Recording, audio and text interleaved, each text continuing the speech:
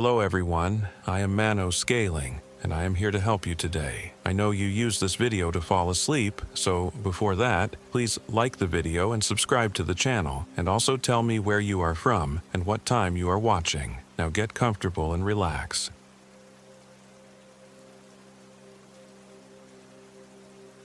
My name is Caleb Morgan, and I was 32 years old when this happened in October 2021.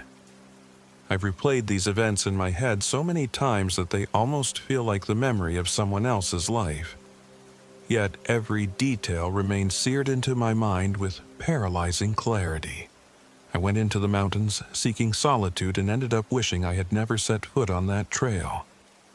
I'm no survival expert. I'm just a freelance graphic designer who got fed up with city noise. I used to find peace in remote places. In the hush of thick forests, the smell of pine on the wind, the hush of a small campfire crackling by my side. Once or twice a year, I would flee for a time, bringing only my German Shepherd, tank, and the bare minimum of camping supplies. We'd set out for a location that was rugged, remote, and guaranteed to have no Wi-Fi. This time, that spot was the Caney Creek Wilderness in the heart of the Ouachita Mountains of Arkansas. I had researched the area online. It seemed perfect. Dense pine forests, winding creeks, rocky trails that meandered across ridges and valleys. In pictures, it looked breathtaking, mysterious, ancient. People said you could go for days without seeing another soul. That was exactly what I wanted, to shut out the world for a week and get my head on straight. I told no one except my older brother, Jeff, who lived a few states away. He was the only family I was still in contact with at the time. My parents had passed away, one after the other, leaving me with little left to cling to. I hoped that this trip would allow me to sketch, photograph landscapes, maybe cook a fish over the campfire if I felt up to the challenge of fishing. More than anything, I needed the quiet. That was what I'd said to Jeff on the phone before I left. I just need the quiet. He warned me to be safe, to watch for wild animals, to carry pepper spray and maybe a gun. I refused the gun idea. I'd never liked the feel of it in my hand, and I thought tank was protection enough. If push came to shove, tank was strong, obedient, and always ready to defend me. More than that, he was my best friend, especially since I'd become such a hermit after my breakup with Jess. We'd dated for a little over 2 years. She couldn't handle the way I withdrew from the world, the creeping paranoia I carried with me. She also couldn't stand how deeply I needed these solitary trips. She wanted a partner who'd stay close at night, not vanish into the wild. In mid-October, I packed my Jeep with a tent, sleeping bag, a week's worth of freeze-dried meals, some trail mix, a large water filter, my camera, and a small first aid kit. I topped it off with a paper topographic map of the wilderness area, a good compass, and my phone's GPS. I didn't have illusions that I'd get cell service, but I could at least rely on the phone's offline navigation. I thought I was prepared. I had no clue what was waiting out there in the pine-scented darkness. I arrived at a dusty parking lot on the edge of Caney Creek Wilderness late in the afternoon, the sun hanging low over the tall pines. Gravel crunched under my boots as I got out, and I felt that immediate sense of relief that always came when I left civilization behind. The wind hissed in the treetops. Tank whined softly with excitement, and I had to smile. This, I thought, was exactly what I needed. No horns blaring, no phone calls, just the hush of nature. I started down a trail that was little more than a footpath winding between pines. The smell was heavenly. Fresh resin, damp leaves, cool mountain air. Tank trotted at my side, panting, ears high, tail wagging.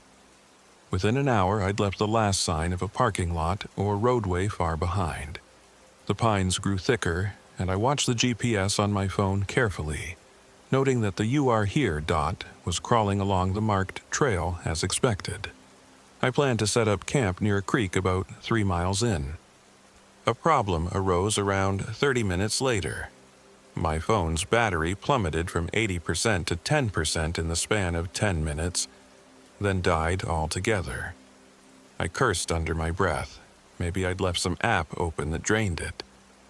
It felt like a minor annoyance. After all, I still had my paper map and compass. There was just something disquieting about it happening so abruptly. Still, it wasn't enough to make me turn back. I pressed on until sundown. I found a beautiful spot beside a narrow creek surrounded by towering pines. The water was crystal clear. I set up my tent, unrolled my sleeping bag, and gathered stones into a circle for a safe fire pit. The only thing that dulled my excitement was the odd rustling in the undergrowth, coming and going so quickly that Tank's ears never stopped twitching. I told myself it was just squirrels or maybe a fox. Yet, that rustling seemed far heavier than a squirrel could manage. I worked faster, trying to forget about it. As night descended, the forest fell eerily quiet. I managed to get a fire going, though it behaved oddly. The flames kept sputtering, hissing as if the logs were soaked. Only they weren't. They were dry enough to snap in half. Once lit, the fire flickered with hints of green and blue. At first, I assumed it might be some mineral in the wood. Over the years, I'd seen unusual colors in campfires before, but it never stabilized, never glowed the comforting orange I knew. Tank noticed it too, staring at the unnatural flames with his hackles raised. I patted him, trying to calm us both. I'd left my phone in the tent, so I couldn't film it. Without any real technology on hand, it was just me, the dog, and the flickering flames in the middle of the absolute dark. Eventually, I forced myself to sleep. I'd chosen a brand new sleeping bag for this trip, an insulated one designed for chilly nights.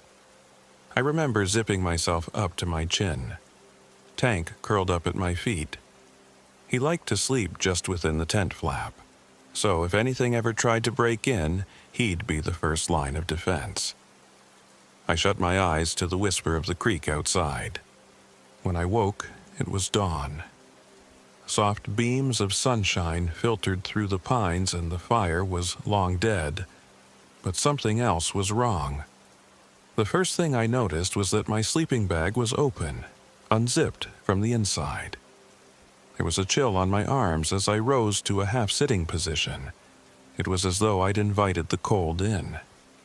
The second thing I noticed was that Tank was outside the tent, whimpering softly at the entrance flap, as if he didn't want to come inside. That was strange. He'd never done that before. I asked him what was wrong in a gentle tone, but he just stared. Finally, I scooted forward, unzipping the tent door. Tank crawled in, tail tucked. He looked nervous, ears pinned back. He pressed against my chest, trembling a little. I realized I was trembling too, and I didn't even know why. I felt the hair on the back of my neck stand up. I remember saying out loud, half to myself, "We're fine, buddy. Just animals outside in the night, that's all." I went out to check the site. Embers from the fire were stone cold, and footprints, human footprints, were all around the perimeter of my campsite. It looked as if someone had walked in wide circles around my tent at some point in the night. The prints were impossible to read clearly on the pine needles, but I could see enough to know they weren't mine. I checked to see if I'd walked around in my sleep, but my boots were still in the tent, laces neatly tied. Whoever made those footprints, it wasn't me. The next thing I saw was a small chunk of my freeze-dried rations strewn on the ground a few yards away. I picked it up, discovered it was moldy and soggy. My entire bag of food was half spilled on the ground. Everything was coated in a greenish fuzz that reeked like rotting cheese. I nearly gagged. It made no sense. Everything had been sealed, vacuum-packed. It was brand new. How does freeze-dried food rot overnight? I fought a rising sense of panic. I was about 3 miles from the Jeep, less than half a day's journey back. I had a water filter and still had some granola that appeared untouched, so I wasn't going to starve. But the footprints, the rotted supplies, my heart hammered. Was it a prank? Maybe some deranged local messing with an out-of-state camper. But my license plate was Arkansas too, granted, from a city an hour away. Why do this, though? I resisted the impulse to pack up and flee. I'd only spent one night. I had come here to challenge myself, to find solitude and reset. I checked the map carefully, decided to head deeper into the forest. My plan was to reach the next ridge, a place near Black Fork Creek, which the rangers had told me offered excellent views. I'd try to keep my eyes open for any other hikers or suspicious characters. Maybe I'd be safer off the more popular trail. I cleaned up the rotted food as best I could and buried it far from camp, not wanting to attract animals. Then I set off along the faint path that snaked deeper into the trees. Tank followed close, sometimes whimpering. I'd never seen him so skittish. The morning air felt stale, as if the wind refused to blow. That was the moment I checked my watch, only to realize it was 2 hours behind what my phone had shown the previous day. I chalked it up to the watch battery dying, but it kept ticking along. The hands were moving, but they indicated a time that was nonsensical compared to the daylight I was seeing. In the hours to follow, I noticed it would skip and jump, mostly backward, sometimes forward, as if stuck in its own loop. It became so unreliable that I stuffed it in my pocket and tried to ignore it. I walked, checking the map frequently. Then I noticed something else. The terrain didn't match the topographic lines. According to the map, I should be gradually climbing an eastern slope. But the slope I was on seemed to be heading downhill, and the creek I expected to cross was nowhere to be found. I told myself I must have made a wrong turn, so I backtracked, scanning for the trail. The problem was, there didn't seem to be more than one path. It was just one narrow corridor through the pines, and no matter how far I went, I couldn't find that original creek. It was as if the path itself was messing with me. Some sections looked identical, down to a fallen log or a mossy boulder. At first, I thought I was losing it. Then, after hours, I found myself stepping right back into my old campsite. The same circle of rocks, the half-burned logs, the same footprints trodden in the pine needles. Except I hadn't looped intentionally. I'd been trying to go in a straight line in the opposite direction. I cursed loudly, the sound of my own voice making me shudder. Tank stood next to me, panting with a wild fear in his eyes. I rubbed the back of my neck, feeling sweat gather despite the cool air. None of this made sense. I decided to aim for higher ground, climb a ridge, look for any sign of a road, a cell tower, a vantage point. A few miles to the north there was said to be a forest road, though I remembered the map had indicated it was seldom used and mostly unpaved. Setting my compass to north, I started off again. But the needle swung in lazy circles, making it impossible to gauge a true heading. I ended up relying on the sun's position and pressed forward. Every step felt heavier, as though the forest itself weighed on me. The pines closed in, their trunks so close together I had to squeeze through in places. The hours dragged on, and Tank whined constantly. Once or twice I heard a faint sobbing sound, like a woman crying softly behind the trees. When I spun around, there was nothing. No sign of another human. Darkness came early that day, and I was forced to make camp once more. I felt a swirl of emotions: fear, anger, confusion. I told myself I'd just pitch the tent, make a fire, and get through another night. In the morning, I'd figure out the direction and get out of these cursed woods. I was done with my quiet retreat. There was no peace here. I rummaged through my pack for tinder. A wave of dread washed over me when I saw that half my gear was gone, including my best flashlight and spare batteries. The bottom of the pack was unzipped, though it had been closed earlier. My bag of granola was also missing. My only real provisions left were water purification tablets, a protein bar in my jacket pocket, and some chewing gum. Furious, I searched all around my immediate area but found nothing. Tank paced with me, sniffing at the ground. It was as though someone or something had stolen my things. Either that, or I'd dropped them in my wandering. But how? When I lit the campfire that night, it sputtered again, giving off sickly green and blue flames. The crackling was wrong, almost like static. I was so hungry I barely noticed at first. But at some point, my head started to droop, and my eyelids felt heavy. Tank was dozing too, and I caught him drifting off just a few feet from the flickering light. I was exhausted, physically and mentally.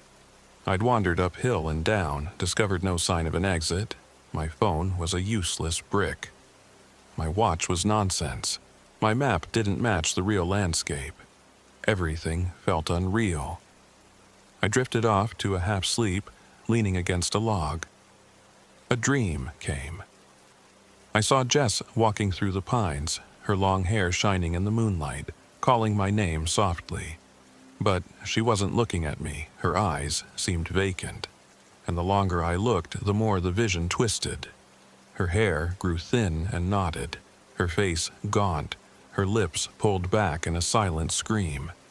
I startled awake, heart pounding. The fire was nearly out.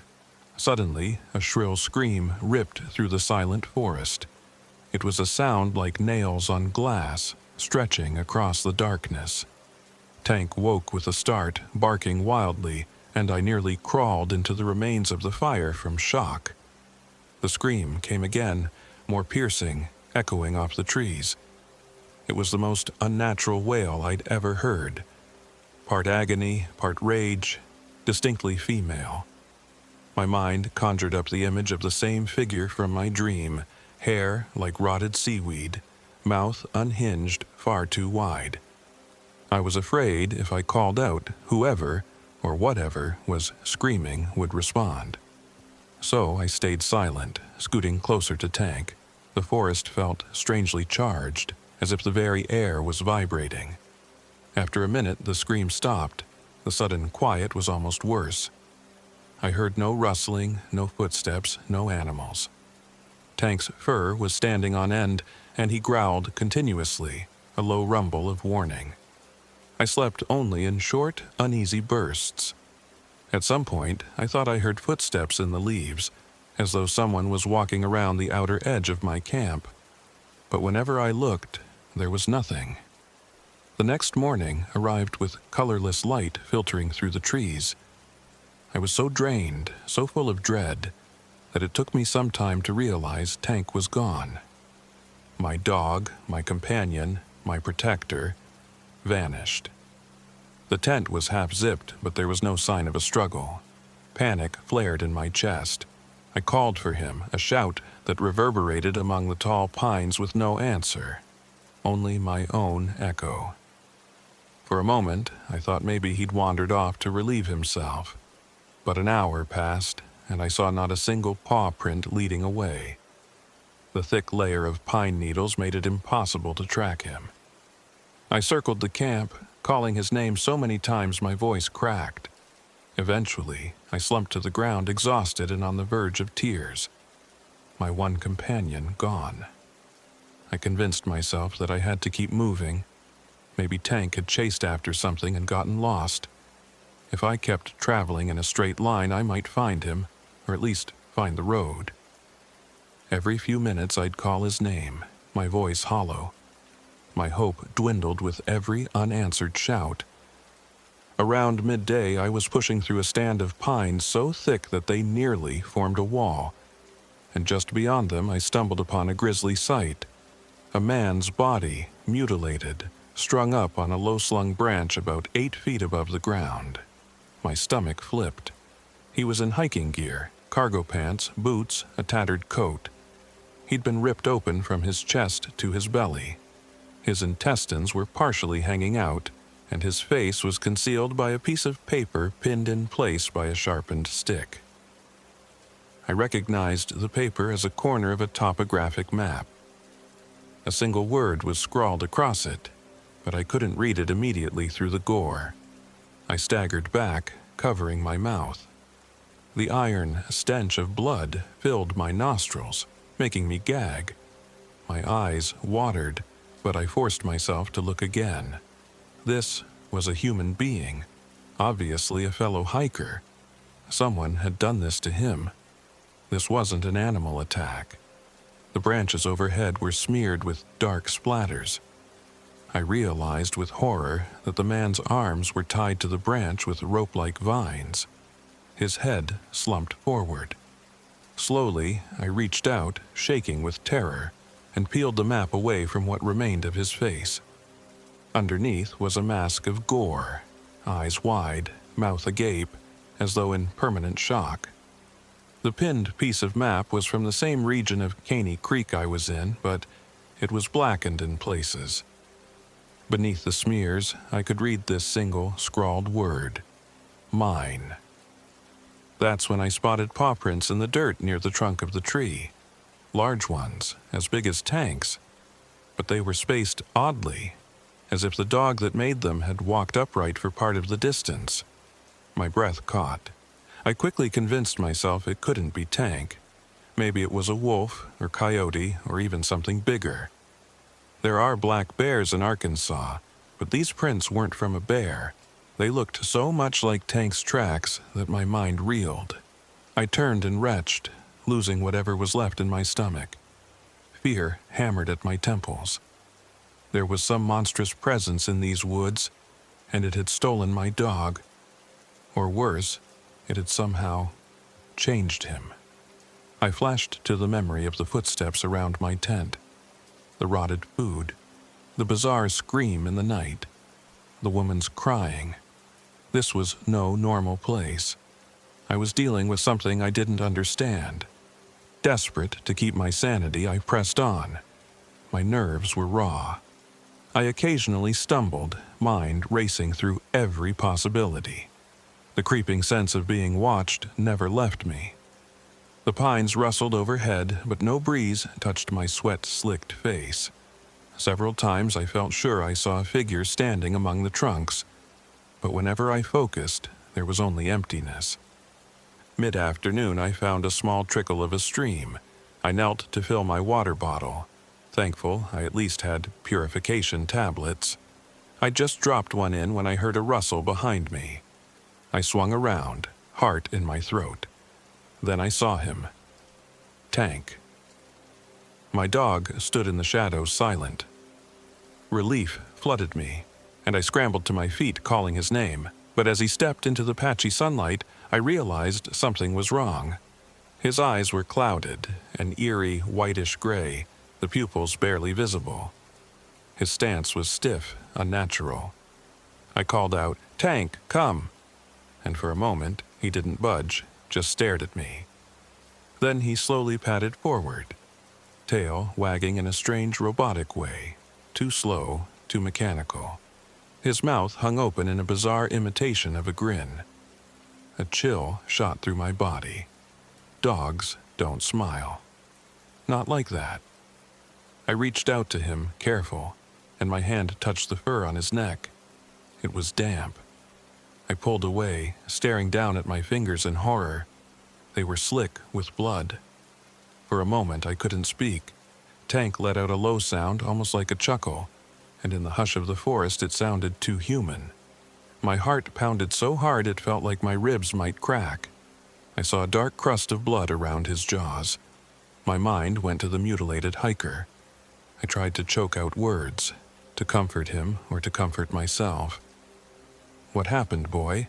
Are you hurt?" He tilted his head, eyes rolling back slightly. Then he barked, a short, sharp sound that echoed strangely. Next, I heard another voice, a woman's voice. It spoke from Tank's mouth. "Stay, she likes you," I screamed, stumbling away. My dog sat down, gazing at me with that same unnatural grin. My mind reeled with impossibility. Dogs don't speak. Certainly not in the voice of a woman.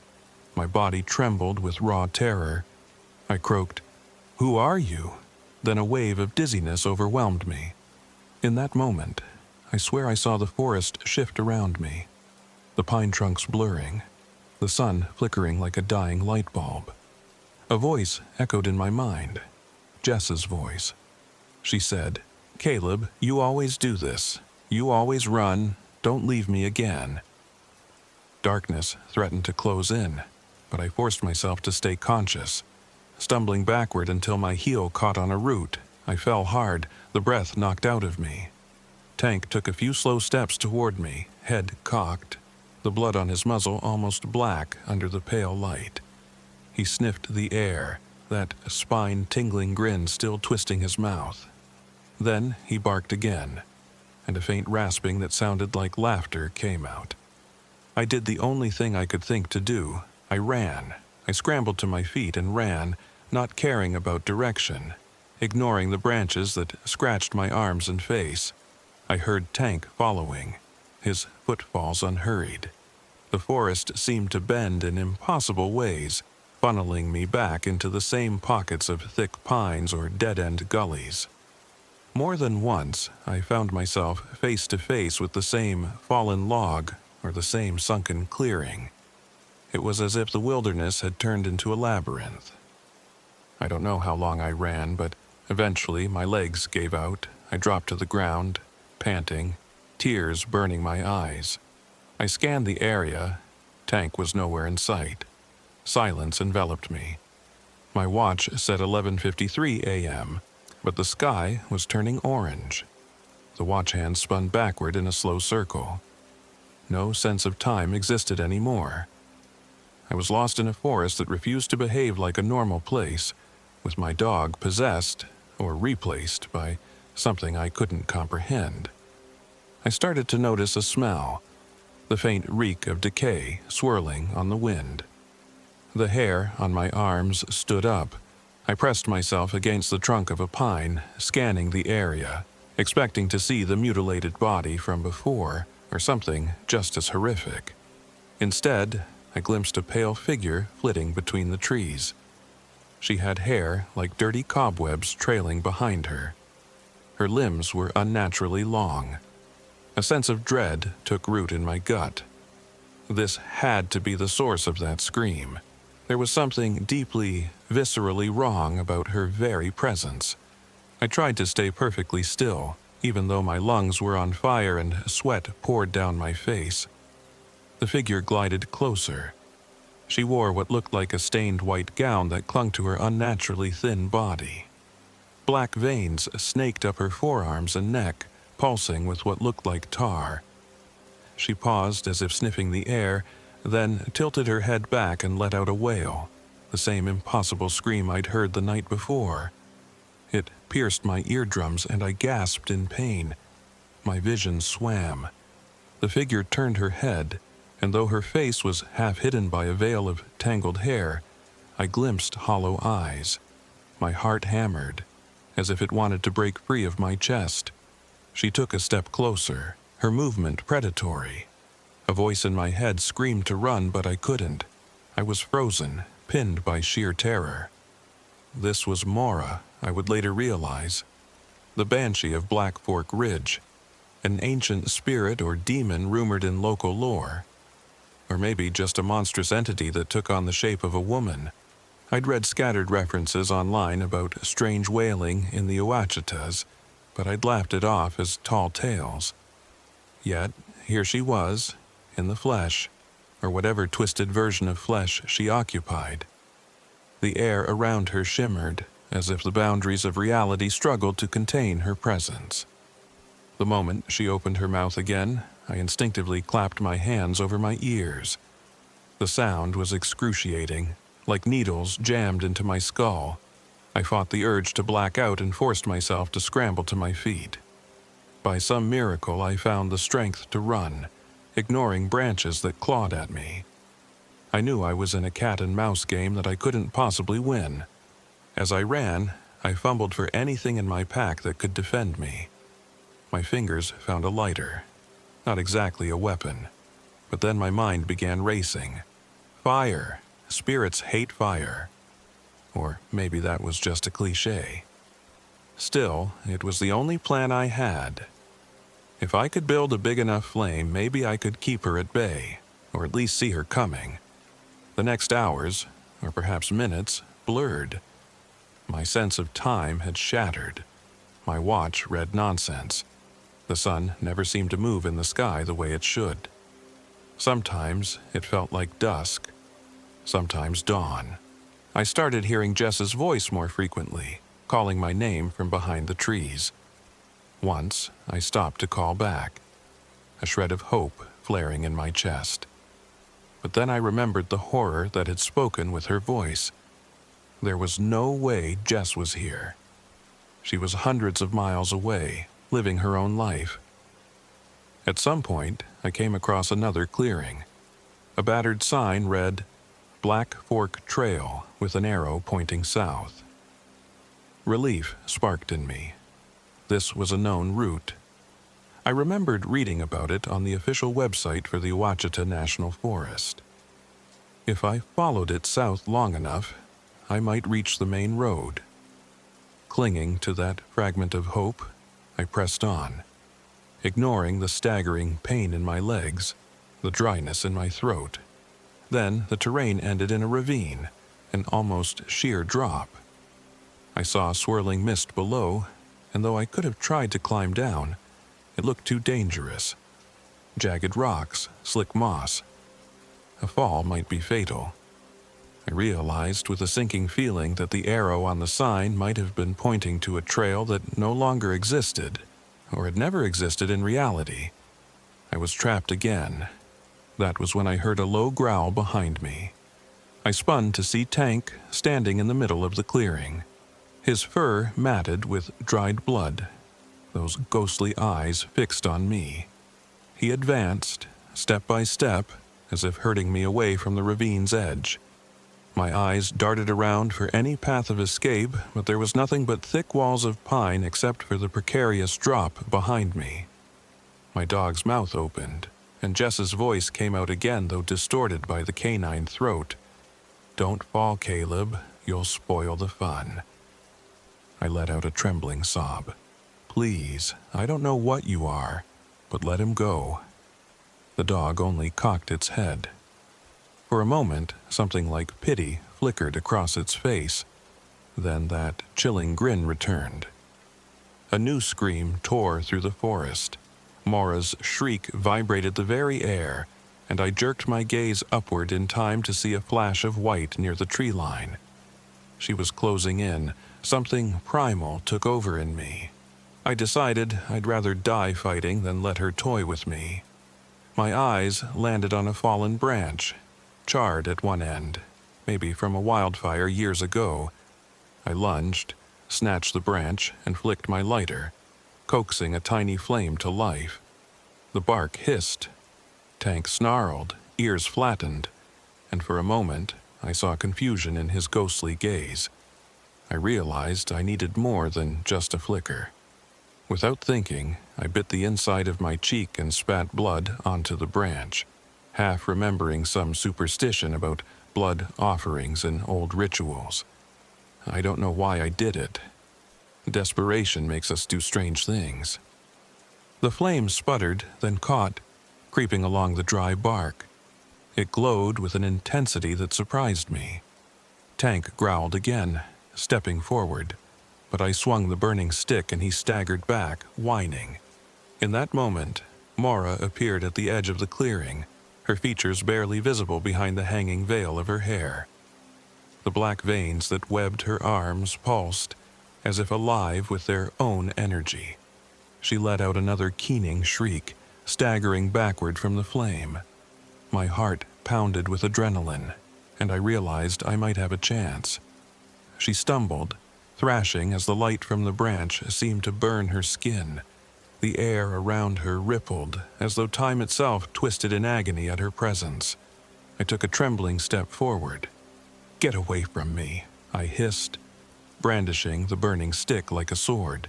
She howled, that nightmarish sound echoing, and fell to her knees, spidery fingers clutching at her face. At the same time, Tank lunged at me, fangs bared.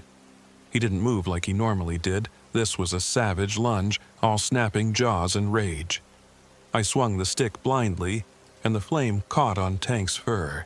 He yelped, stumbling aside, muzzle smoking. A wave of guilt hit me, but the terror overshadowed everything.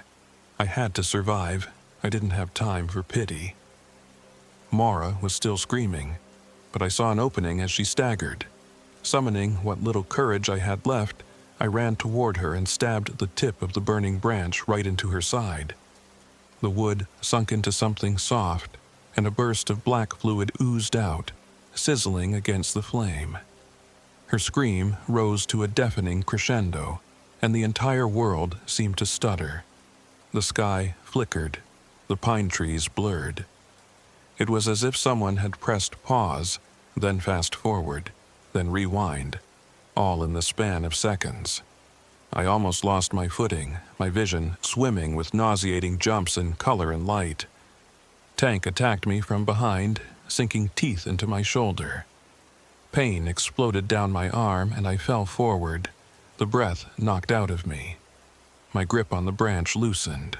I felt his jaws tighten, heard the growl vibrating in his throat. Summoning adrenaline-fueled strength, I twisted, managing to bring my knee up and strike him in the chest. He yelped, releasing my shoulder, and we both tumbled on the ground. Up close, I saw the cloudy whiteness in his eyes swirl with threads of black, and Jess's voice hissed from deep within his throat. "I told you not to run." I found my hunting knife, more of a utility blade really, strapped to my belt. With shaking hands, I yanked it free. Tank lunged again, jaws snapping mere inches from my face. I drove the knife into his side, tears streaming down my cheeks. The dog convulsed, letting out a pained whine. He fought me, thrashing, jaws still searching for my throat. I twisted the blade until I felt a horrifying shudder pass through his body. For a split second, Tank's eyes cleared. He stared at me, and I saw the dog I loved dying in confusion. Then his eyes slid closed. Blood seeped across his fur. My heart shattered, but I didn't have time to grieve. Mara was thrashing only feet away. The light from the burning branch flickered, threatening to go out. I scrambled to grab it, ignoring the agony in my shoulder. The banshee rose to her feet, black fluid spilling from her side, her eyes fierce with inhuman rage. She opened her mouth and I prepared for another scream, but it came out as a wet choke. She glared at me, hatred radiating from her gaunt features. Her entire body trembled, and for an instant it looked like she might lunge, but the flame seemed to hold her at bay. She hissed, and the tar-like substance in her veins pulsed again, as if trying to repair the damage. I managed to stagger upright, brandishing the sputtering fire. As I waved it in her direction, she skittered backward, dissolving into the dense tree line. Her ragged breathing echoed, then faded into the forest. Silence returned, broken only by my own gasps. I collapsed beside Tank's limp body, tears mixing with the blood on my face. I don't know how long I stayed there, cradling him, my best friend, the being that had protected me for so many years. Even though he'd just tried to kill me under that vile influence, I knew it wasn't really him. Something had twisted him, used him. My heart ached with guilt and sorrow. I'd never forgive myself. Eventually, the survival instinct kicked in. If I stayed here, I'd be a sitting duck when Mara returned. I had no illusions that I'd truly killed her. She was something beyond normal life or death. I gathered my water bottle, the remains of the lighter, and my battered backpack. As gently as I could, I removed Tank's collar, tears blurring my vision. I wanted to bury him, but the earth was too rocky and time too short. I settled for covering him with branches and pine needles, whispering a broken apology. Stumbling away from that spot, I forced myself to keep moving.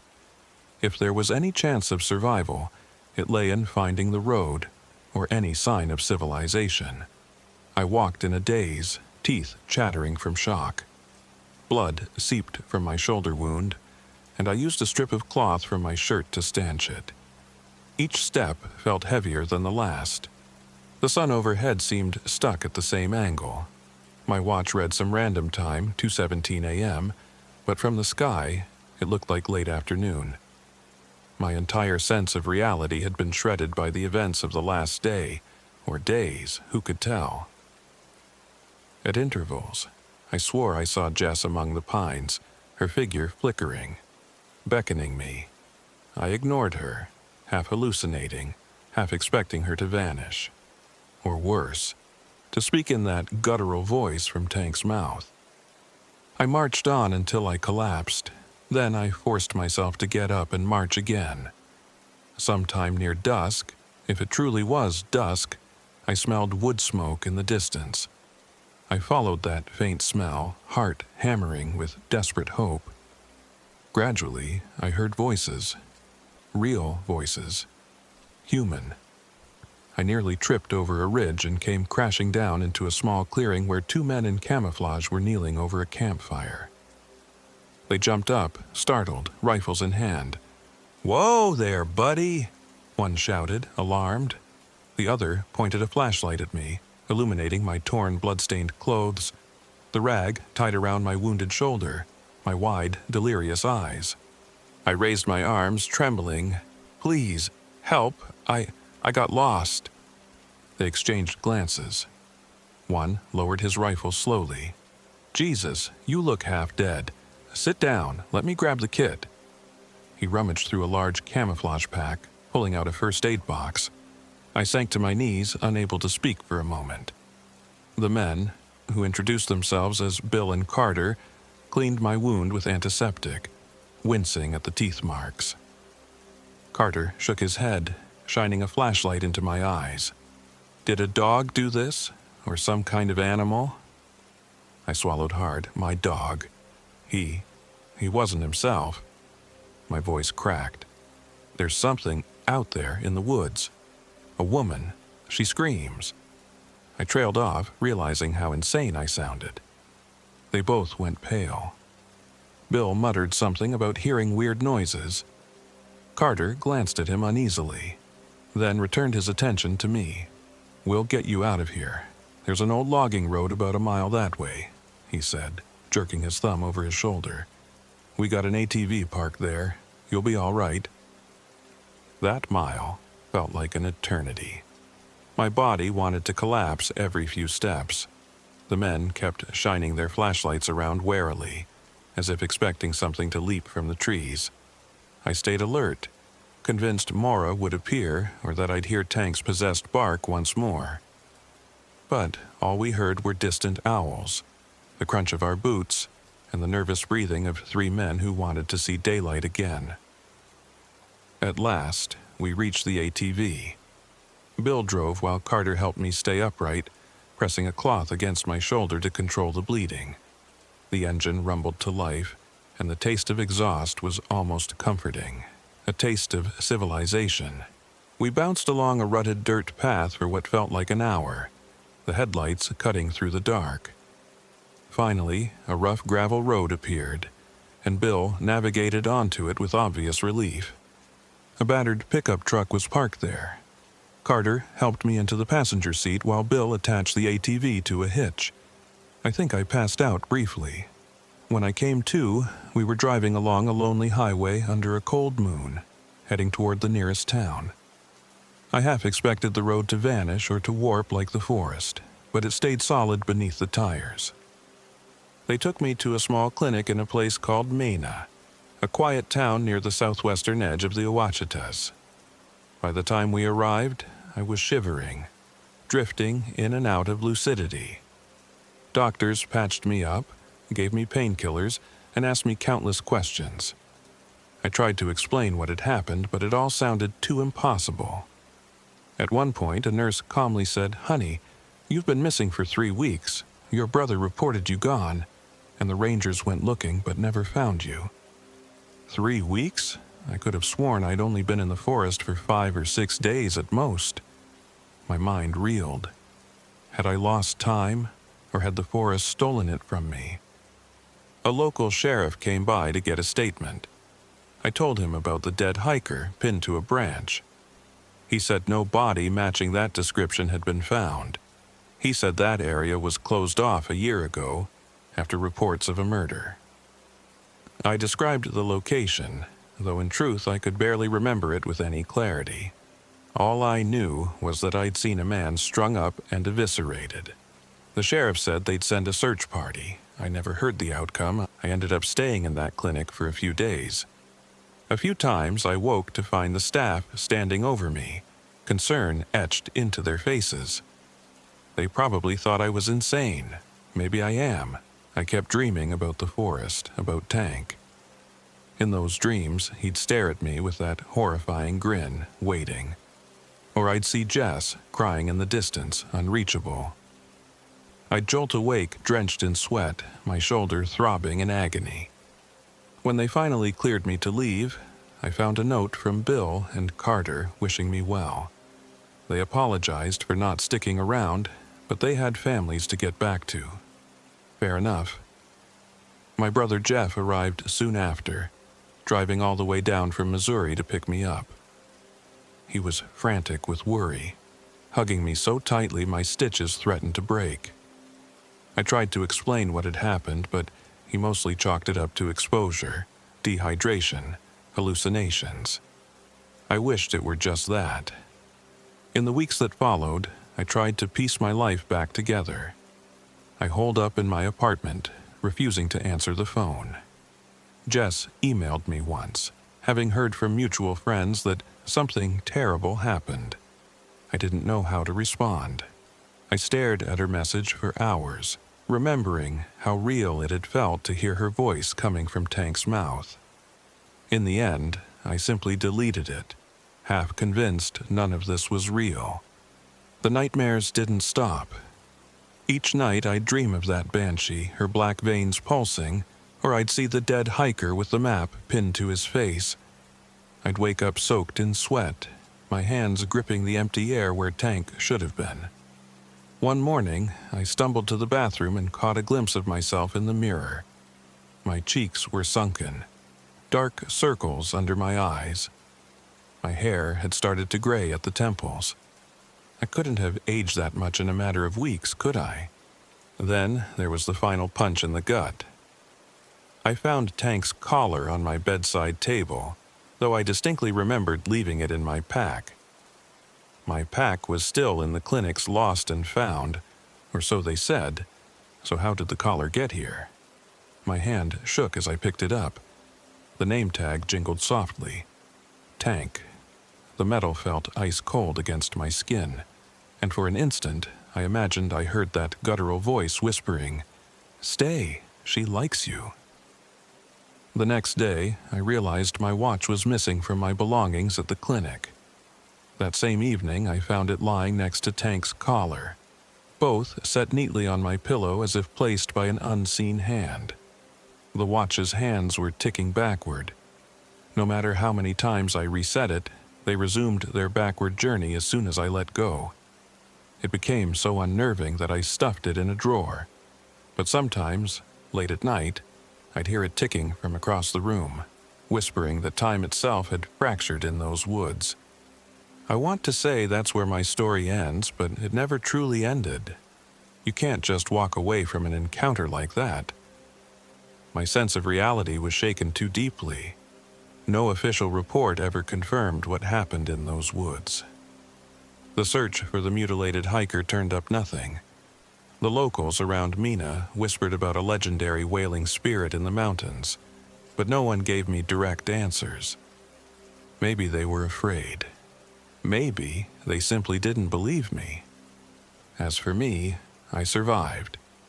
But I left a part of myself behind in that wilderness. Sometimes, when I walk my neighborhood at night, I catch a glimpse of a shadow with 4 legs and a wagging tail just out of the corner of my eye. Or I hear my name whispered in Jess's voice on the wind. I snap around to look, but There's never anyone there.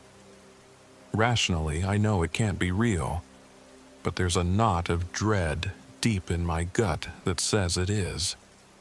If you ever drive near Caney Creek Wilderness, be careful.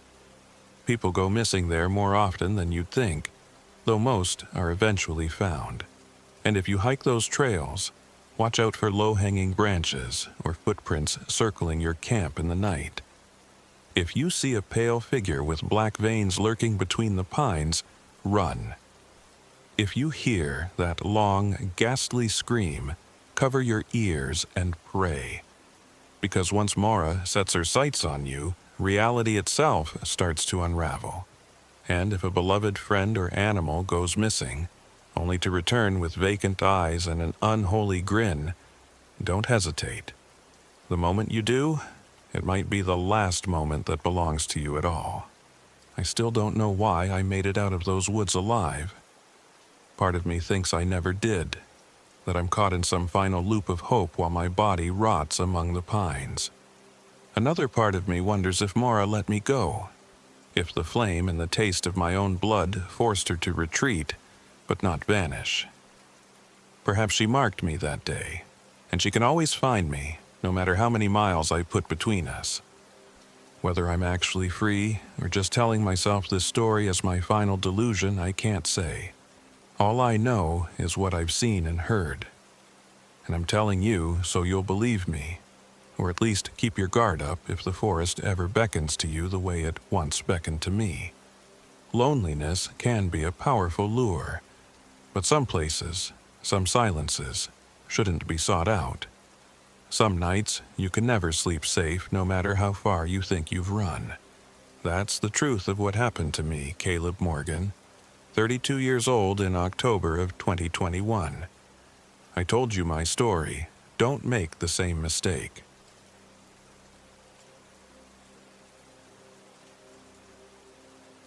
My name is Samantha Carter, Sam for short.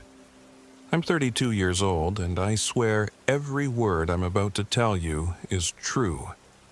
This happened in September of 2023, deep in the Ouachita National Forest in Arkansas, near a lonely place called Big Fork Ridge. I was there for a nature photography project, although in hindsight I recognize I was also running away from my own life. I went there with my friend Hannah Morales, my German shepherd Luca, and all the hopes that I'd come back with a fresh start. Instead, I came back with nightmares that will never leave me.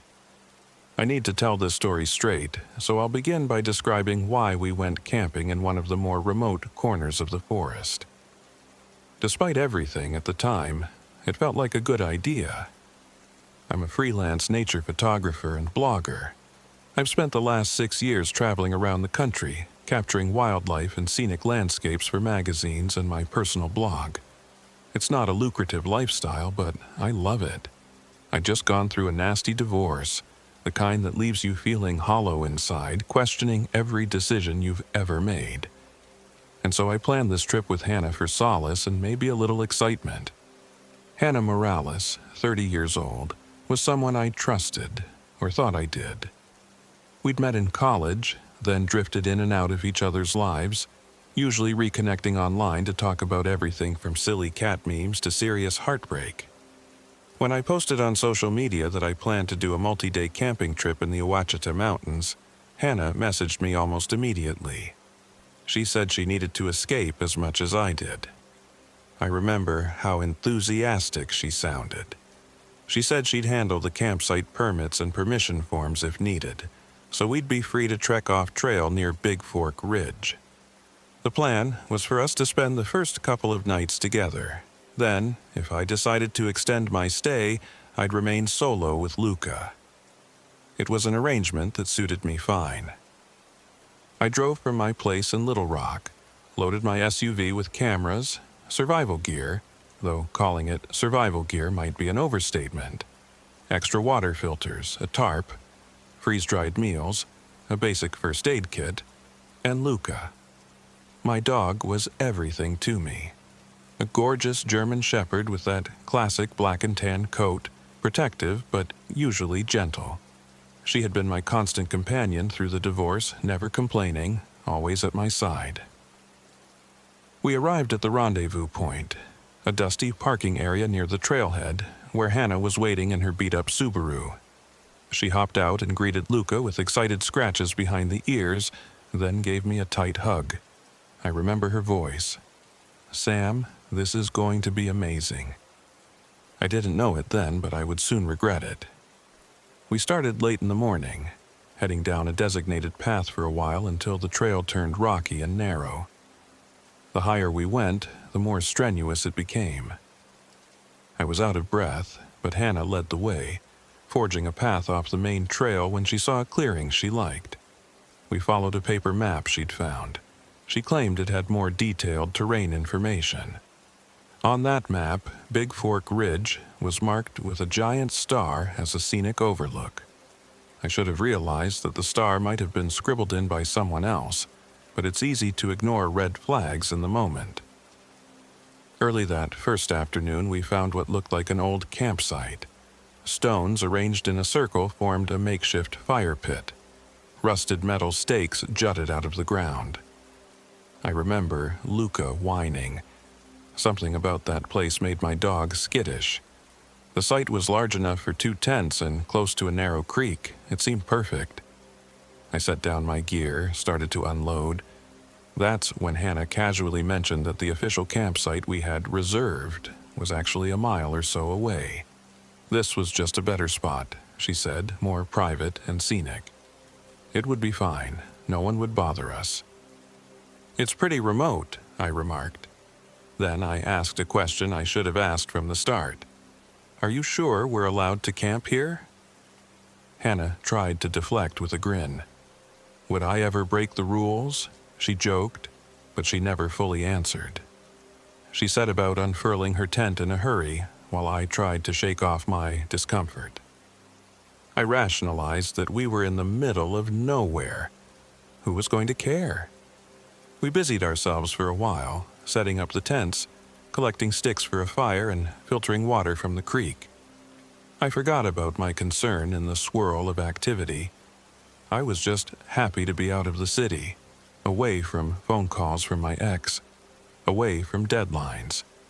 There's a freedom in the forest that's hard to capture unless you've felt it.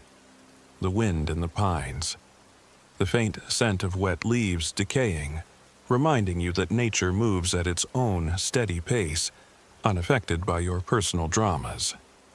Later, while clearing debris from the fire pit, I noticed something that turned my stomach, a small, scorched bone.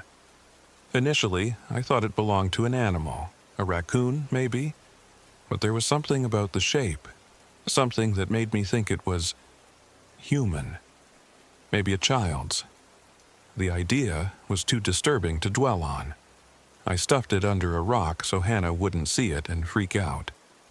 But the discovery stayed with me, lodged in my mind, casting a pall over our cheerful mood. Evening came quickly under the dense canopy of trees. We got a modest fire going. I took out my camera to capture some shots of the ridgeline through the last of the twilight. Hannah told jokes. Luca dozed beside me.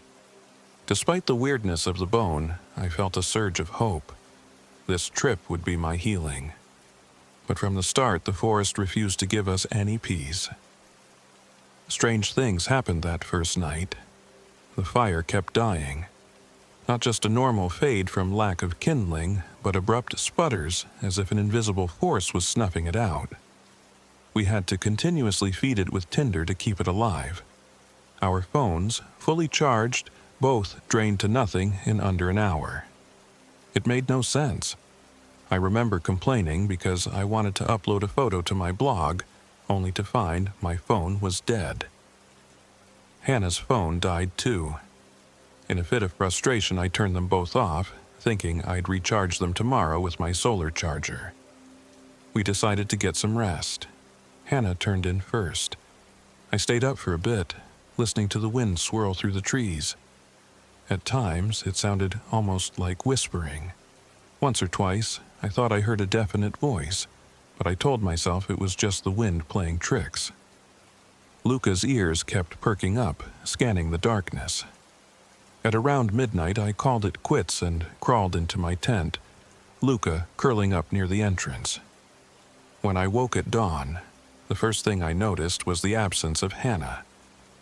The second thing I noticed was that her sleeping bag, still unrolled in her tent, was unzipped from the inside, as if she had quietly left in the night. Fearing the worst, I rushed out, calling her name. No answer. Luca trotted after me, ears up, tail rigid. For a moment I thought I was alone, that Hannah had left without telling me. But then she stumbled out of the trees, barefoot and muddy to the knees, hair stuck to her forehead in damp streaks. She wore this little smile that didn't reach her eyes. I asked her what happened, where she'd gone. She just said, "Went for a walk, couldn't sleep." Her smile lingered longer than normal before she winked and said, "Don't look so worried, Sam, I'm fine." She didn't look fine, but I didn't want to overreact.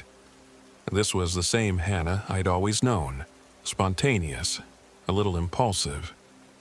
Still, it was strange for her to wander off barefoot in the pitch dark. I told her to let me know next time so I wouldn't panic. She looked at me with an odd tilt of her head, as though the concept of me panicking over her was somehow amusing. I chalked it up to the strangeness of the place. Maybe she was just enjoying the midnight air. Over the course of that day, though, I couldn't shake a feeling that something about Hannah had changed. She seemed more quiet, less apt to crack jokes. She also seemed fascinated by the fire pit, staring into its ash at times.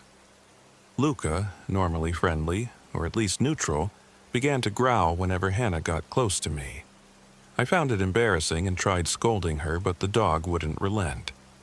I ended up tying Luca to a nearby tree while Hannah rolled her eyes, calling Luca a moody mutt.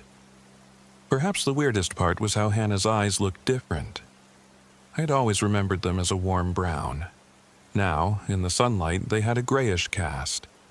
I told myself it was my imagination, or maybe the lighting. We tried to make the best of our day. We followed the creek for a short distance, took pictures of some wildflowers, laughed about the lack of phone signal. Hannah apologized for scaring me that morning, and things felt semi-normal for a while. But the forest was doing us no favors. At one point, we realized that the map we were using had no correlation to the land around us anymore. We found ourselves on a ridge that shouldn't exist, according to the paper. The creek on the map curved south, but in reality it flowed north. It was confounding. Then our supplies began to degrade strangely fast. The bread we'd packed was suddenly covered in fuzzy mold. Some sealed protein bars felt soft and foul-smelling when we opened them. We started rationalizing that maybe the plastic packaging had been punctured. The only thing that didn't spoil was our freeze-dried meals, foil pouches with dehydrated stew or pasta. Even that tasted stale, but at least it wasn't rotting. As evening settled in again, the temperature dropped sharply, and a cold wind blew. That's when we heard the first unmistakable shriek from somewhere far off in the trees. Not a coyote's yelp or an owl's screech. This sounded like a woman in pain. I felt a chill that had nothing to do with the temperature. Hannah, who had been calm all day, tensed up. We exchanged looks, and without discussing it, we decided to build a bigger fire that night to keep watch. But no matter how large we tried to make the flames, the fire never felt warm enough. Sparks flew upward, swirling in the air. I had this persistent sense that we were being watched. Luca stared out into the forest with hackles raised. I kept shining my flashlight in the direction of her gaze, but I never saw anything beyond the swaying silhouettes of pines and oaks. Around midnight, I heard something that made my heart pound. Footsteps circling our campsite. Hannah heard it too. She jerked her head, scanning the perimeter. I grabbed Luca's leash. The footsteps stopped abruptly, leaving only the rustle of wind and the crackle of the flames. Then, from behind us, there was a whispery voice. It sounded female, but I couldn't make out words. Hannah rose to her feet, shining her flashlight wildly. Still, we saw nothing. When we decided to go to bed, mainly because we couldn't stand the tension of staring into the dark any longer, I turned off my flashlight and said a quick prayer, though I'm not a particularly religious person. In my sleeping bag, I held Luca close.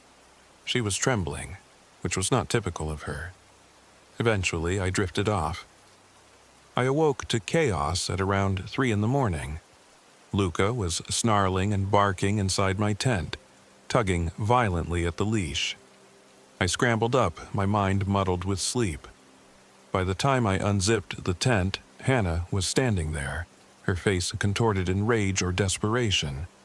I couldn't tell which. She was soaked to the bone, as if she'd been swimming. There was a horrible smell, like stagnant pond water. Before I could ask what was going on, Luca lunged at her.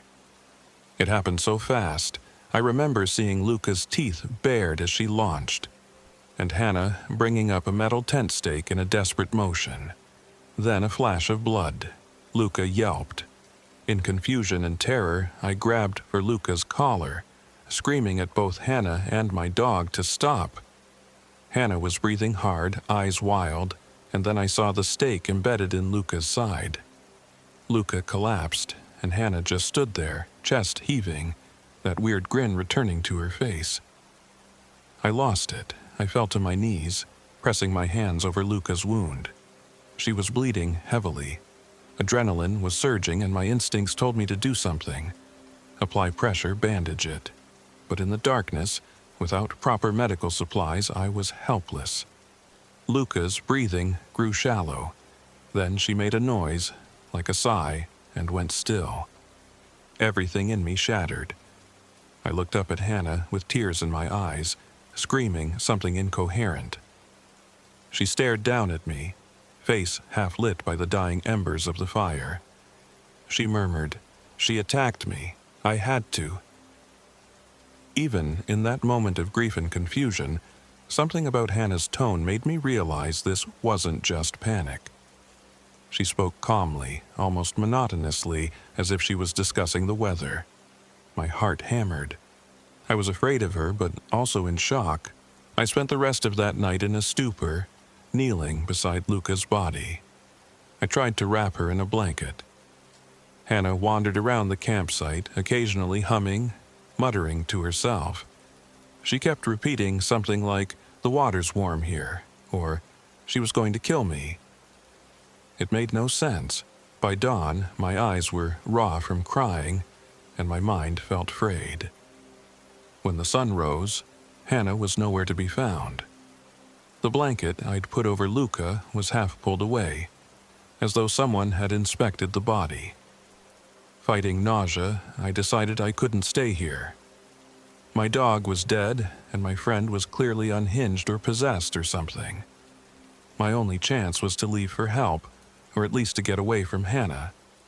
But as I began packing up, rolling up my bloody tent, shoving gear into my pack, I heard a sudden voice behind me.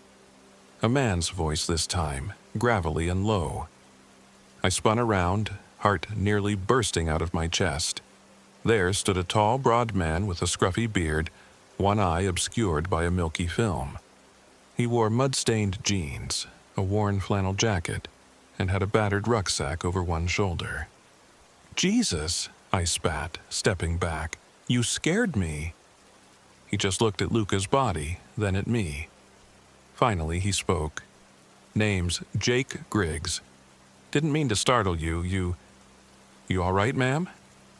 I shook my head vehemently, stifling tears. My dog's dead, and my friend she's lost or crazy or something. I need help." Jake fixed me with a sympathetic but haunted expression. "I've seen some things in these woods," he muttered. "Some real bad things. Sister Miriam's at work again." I had no idea what he was talking about, but I was desperate enough to listen.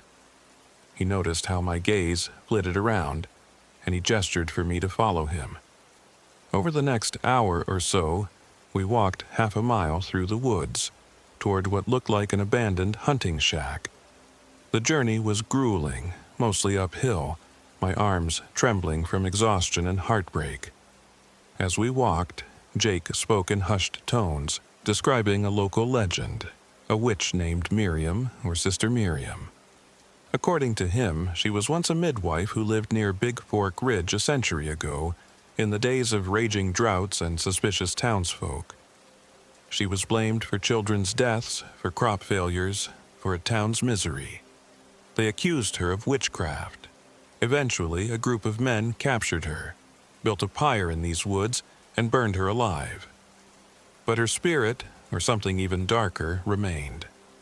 He claimed she watches over the ridge, luring campers and travelers, cursing them with illusions, rotting their supplies, twisting their minds until they destroy each other or themselves. The dog's death, he said, was the first sign that Sister Miriam had claimed us. It sounded insane, but then again, so was everything I'd witnessed. Hannah's weird behavior, the rotting supplies, the glitching compass, the bone in the fire pit. I listened in stunned silence. Jake rummaged in his shack for a moment, eventually producing a small pouch of grayish powder that he said was grave dust from a local cemetery. Supposedly, it could ground a restless spirit, at least temporarily. I was skeptical, but I was also clutching at any straw. He told me not to sleep on bare ground and to keep the grave dust around me if I sensed her presence.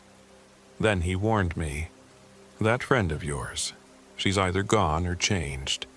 Better say your goodbyes." After that ominous note, Jake said he couldn't come with me. "I've lost too much already," he whispered, tapping his eye patch. "I stay close to the shack. Safer that way. You go on, find your own way." I begged him to show me a path out, to at least walk me to the nearest road. He just stared, guilt flickering across his face, then told me he'd mark a route. He found a scrap of paper and scribbled something resembling a map. A line from his shack heading west, crossing a creek, eventually hitting the gravel service road. If I followed that road north, I'd reach a highway. At least, that's what he promised. I set off, forcing myself to keep moving despite wanting to collapse. I had no time to mourn Luca. My chest ached, my thoughts swirled with images of her last breath. With each step, I felt this oppressive weight, as though the forest was pressing in on me. My plan was to get out, find a ranger, and send them back for Hannah. Despite all that had happened, I refused to believe my friend was completely lost. The forest, however, wasn't done toying with me.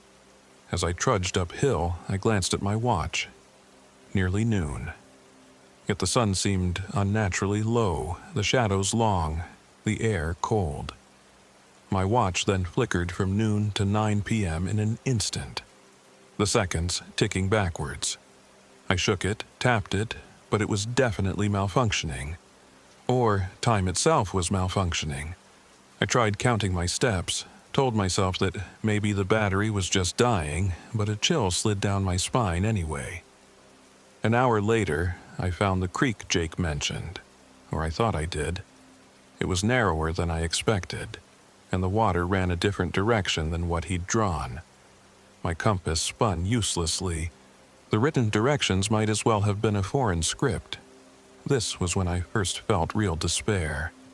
For a minute, I stood knee-deep in the creek, sobbing. The water was so cold it made my legs ache, but my chest felt colder. Suddenly, I heard a familiar voice from upstream. Hannah's voice. My first reaction was relief. She was alive. I sloshed toward the source of the sound, calling her name. She didn't answer me directly, but she was humming that same quiet melody from the night before. I found her sitting on a mossy rock, her feet dipped in the running water. She turned to me. Her eyes looked even stranger now, like a milky gray color. Her hair was damp, and her lips had a bluish tint. She looked up, her grin slow, a tiny trickle of water running from the corner of her mouth. I wanted to scream at her, ask how she could have killed Luca. I wanted to shake her, but all that came out was a tremulous whisper. "Hannah, what's happening to you?" She stared for a moment, silent. Then her mouth moved, voice low and too calm. "He told me you'd come." "Who told you?" I asked, stepping closer, though fear wrapped around my heart. "Jake?" She began to giggle. The sound was half crazed, half childlike. "No, Sister Miriam. She came to me last night in the water. She said it wasn't your dog's time, but the dog attacked me, so I had to. You're upset, I see that. But she'll fix everything, Sam. She'll fix it all." I looked at her leg. There was no sign of the injury Luca had inflicted. In fact, she seemed perfectly fine. Too fine. She stood slowly, water dripping off her clothes. Her arms hung limply at her sides, but the grin remained. My brain seized up. I knew I had to get away or do something.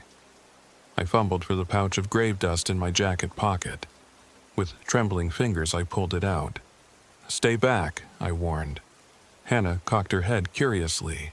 When I took a step forward holding the dust, she bolted.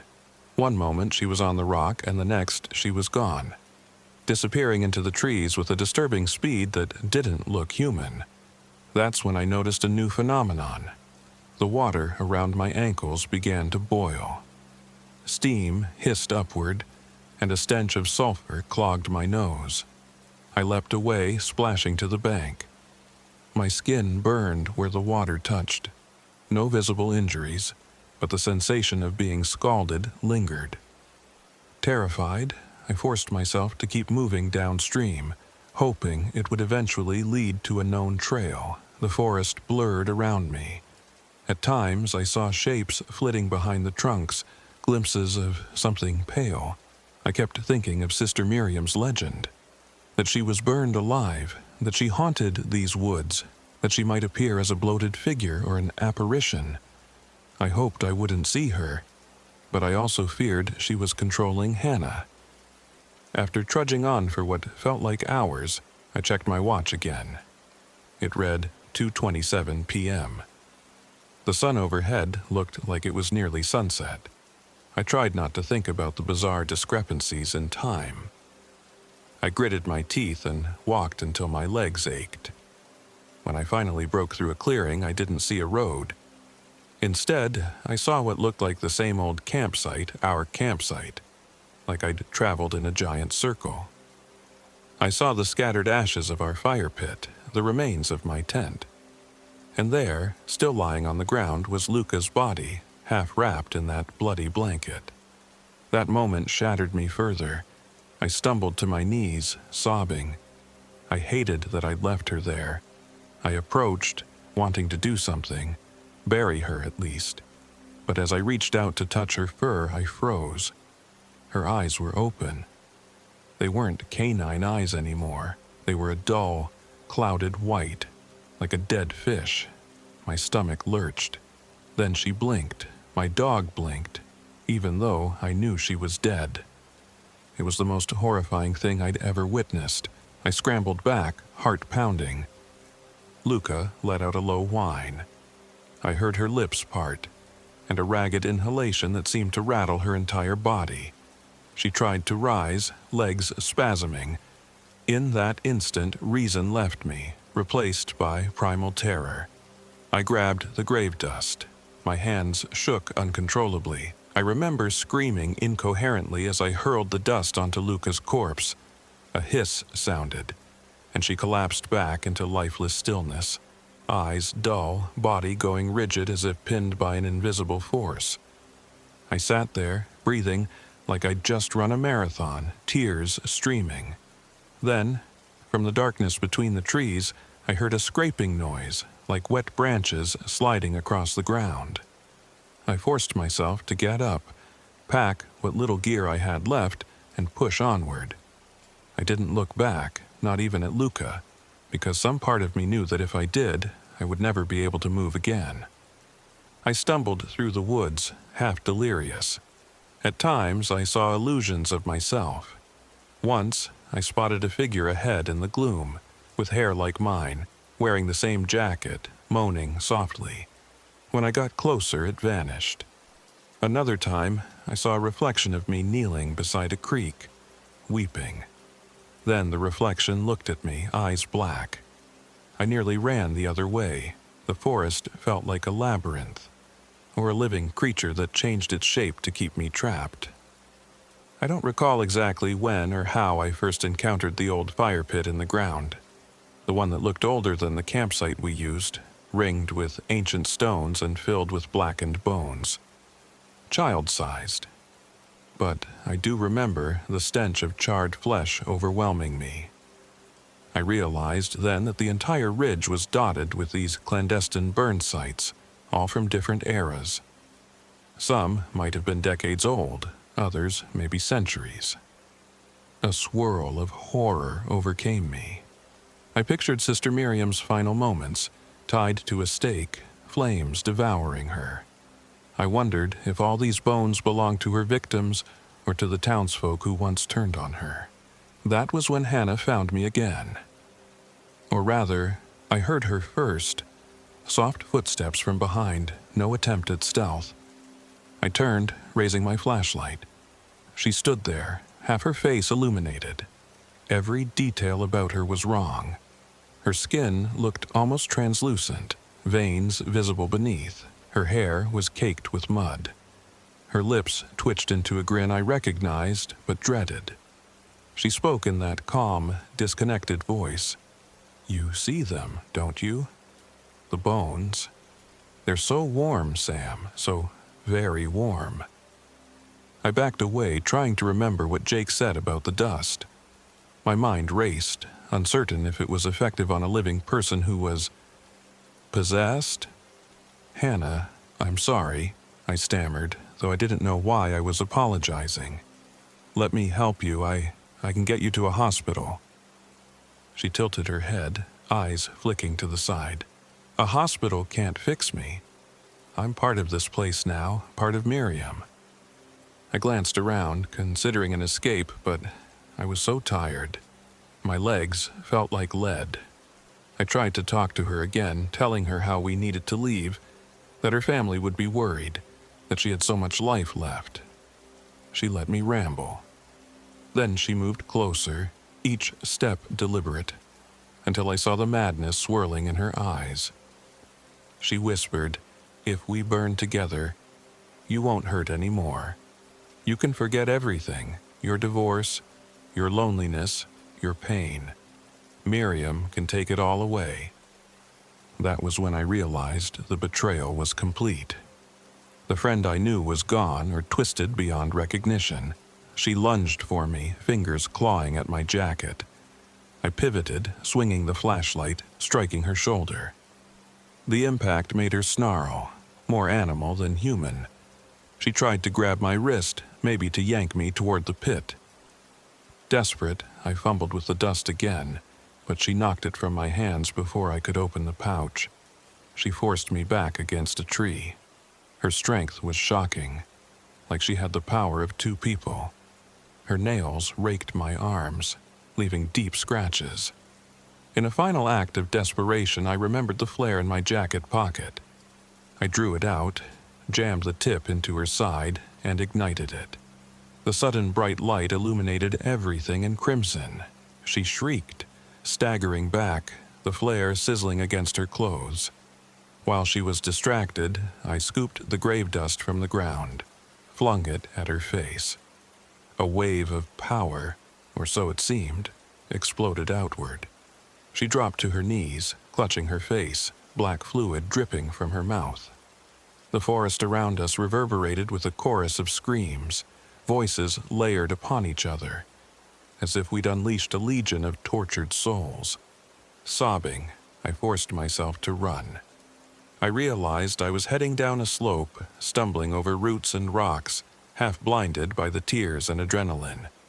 The screams followed me, echoing.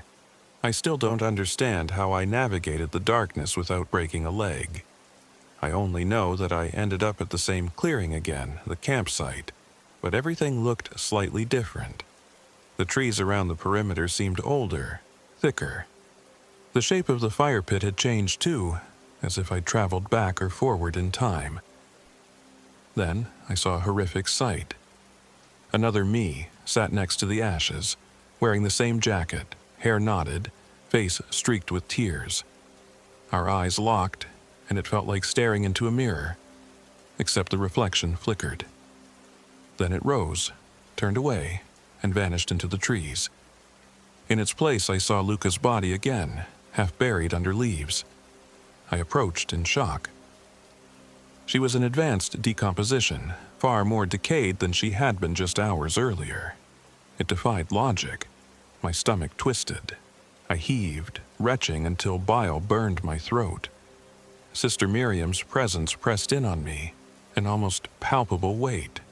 I knew I had to do something about that ancient fire pit. Jake had told me that Miriam haunted the ridge, that she was burned. Perhaps the place of her torment was the key. In a frenzy, I started scooping away leaves and debris, uncovering more charred bones. The stench was overpowering. Something about the pit was still hot, as if coals simmered beneath the surface. My hands blistered from touching the soil. That's when Hannah appeared again, or some version of her.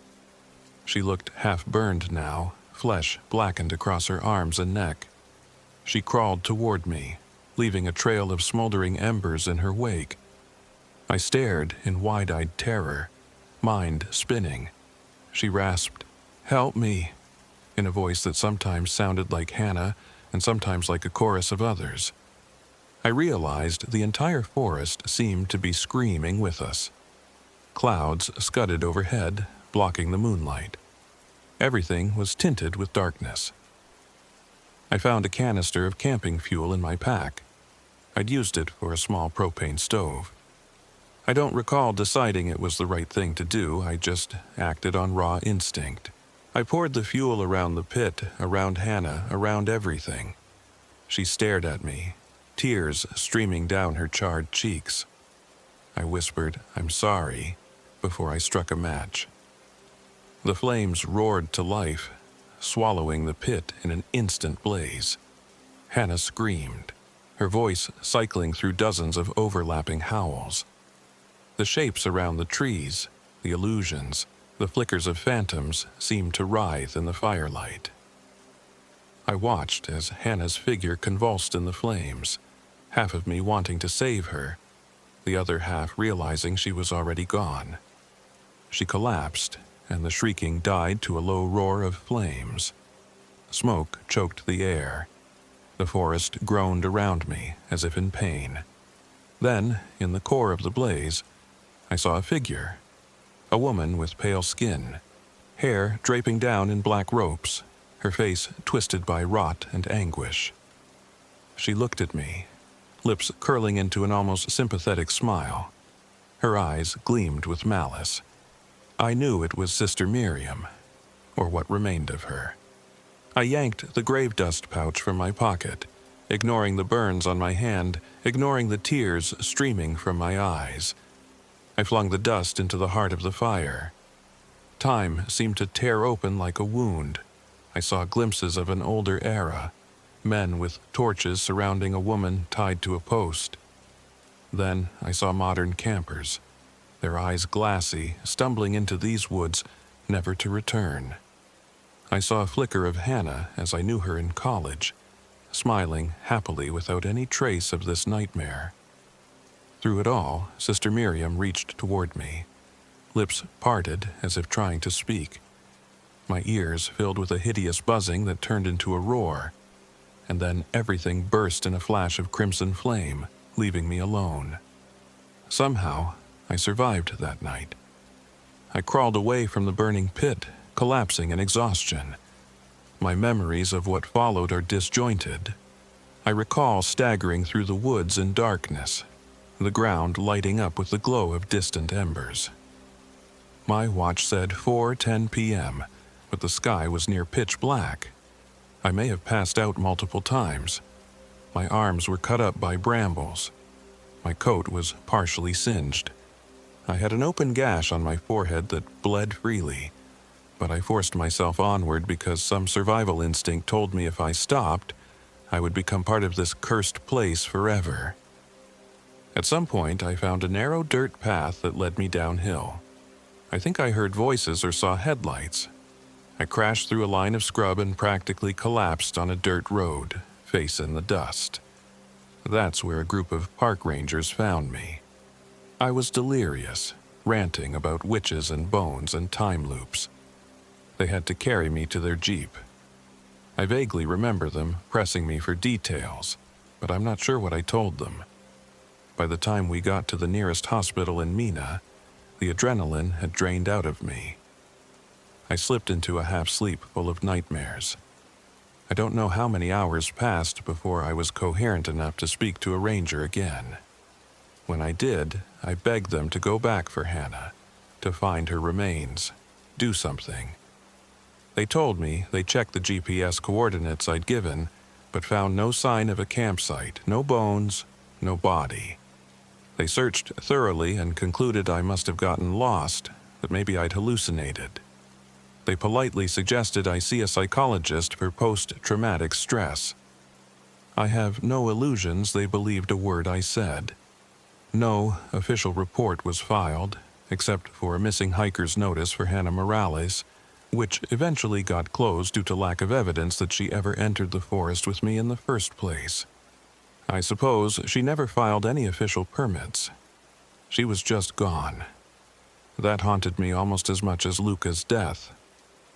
When I finally returned to my home in Little Rock, I discovered that my cameras were missing all my photos from that first day. The memory cards were blank, except for a single corrupted file, a video that wouldn't play. My cell phone was still dead, and when I charged it, I found it had bizarre audio clips I'd never recorded.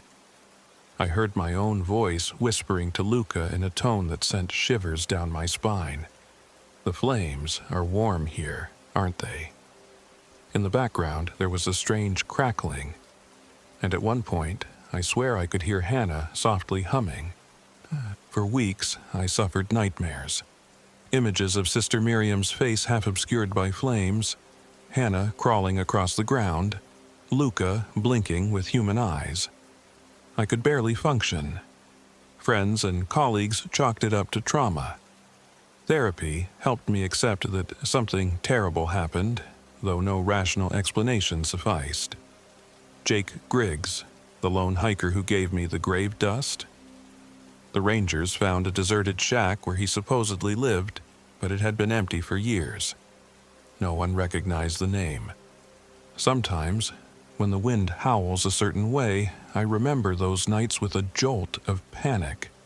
I catch the faint scent of rotting leaves and smoke, and I wonder if Sister Miriam still lingers, waiting for the next curious camper who ventures onto Big Fork Ridge.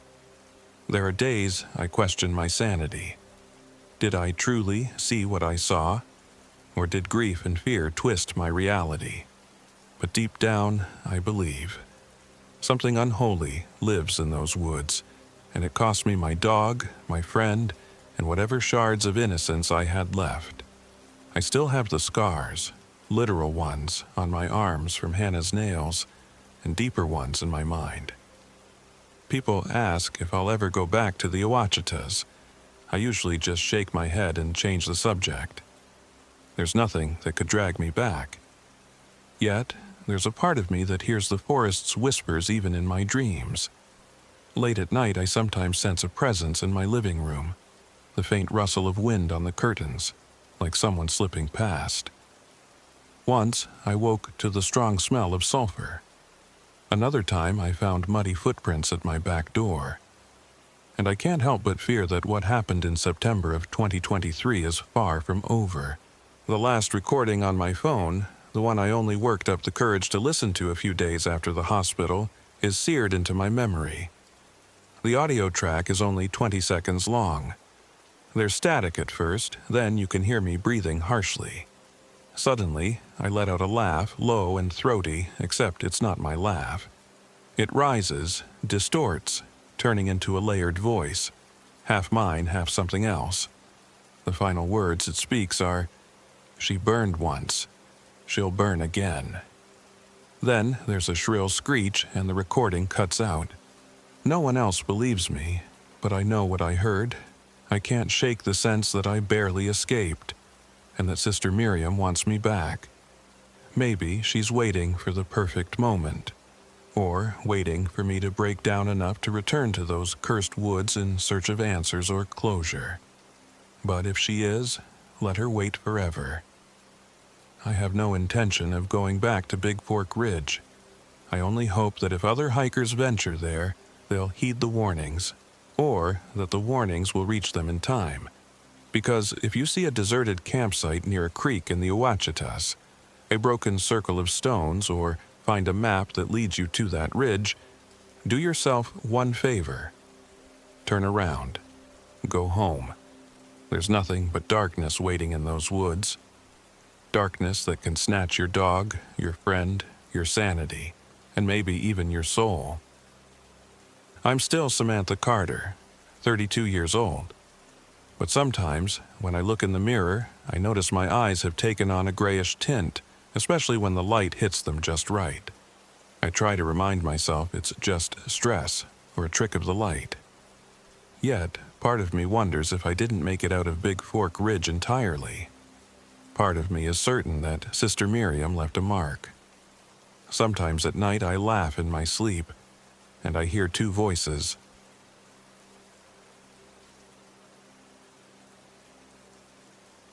My name is Emily Harper. I'm 29 years old.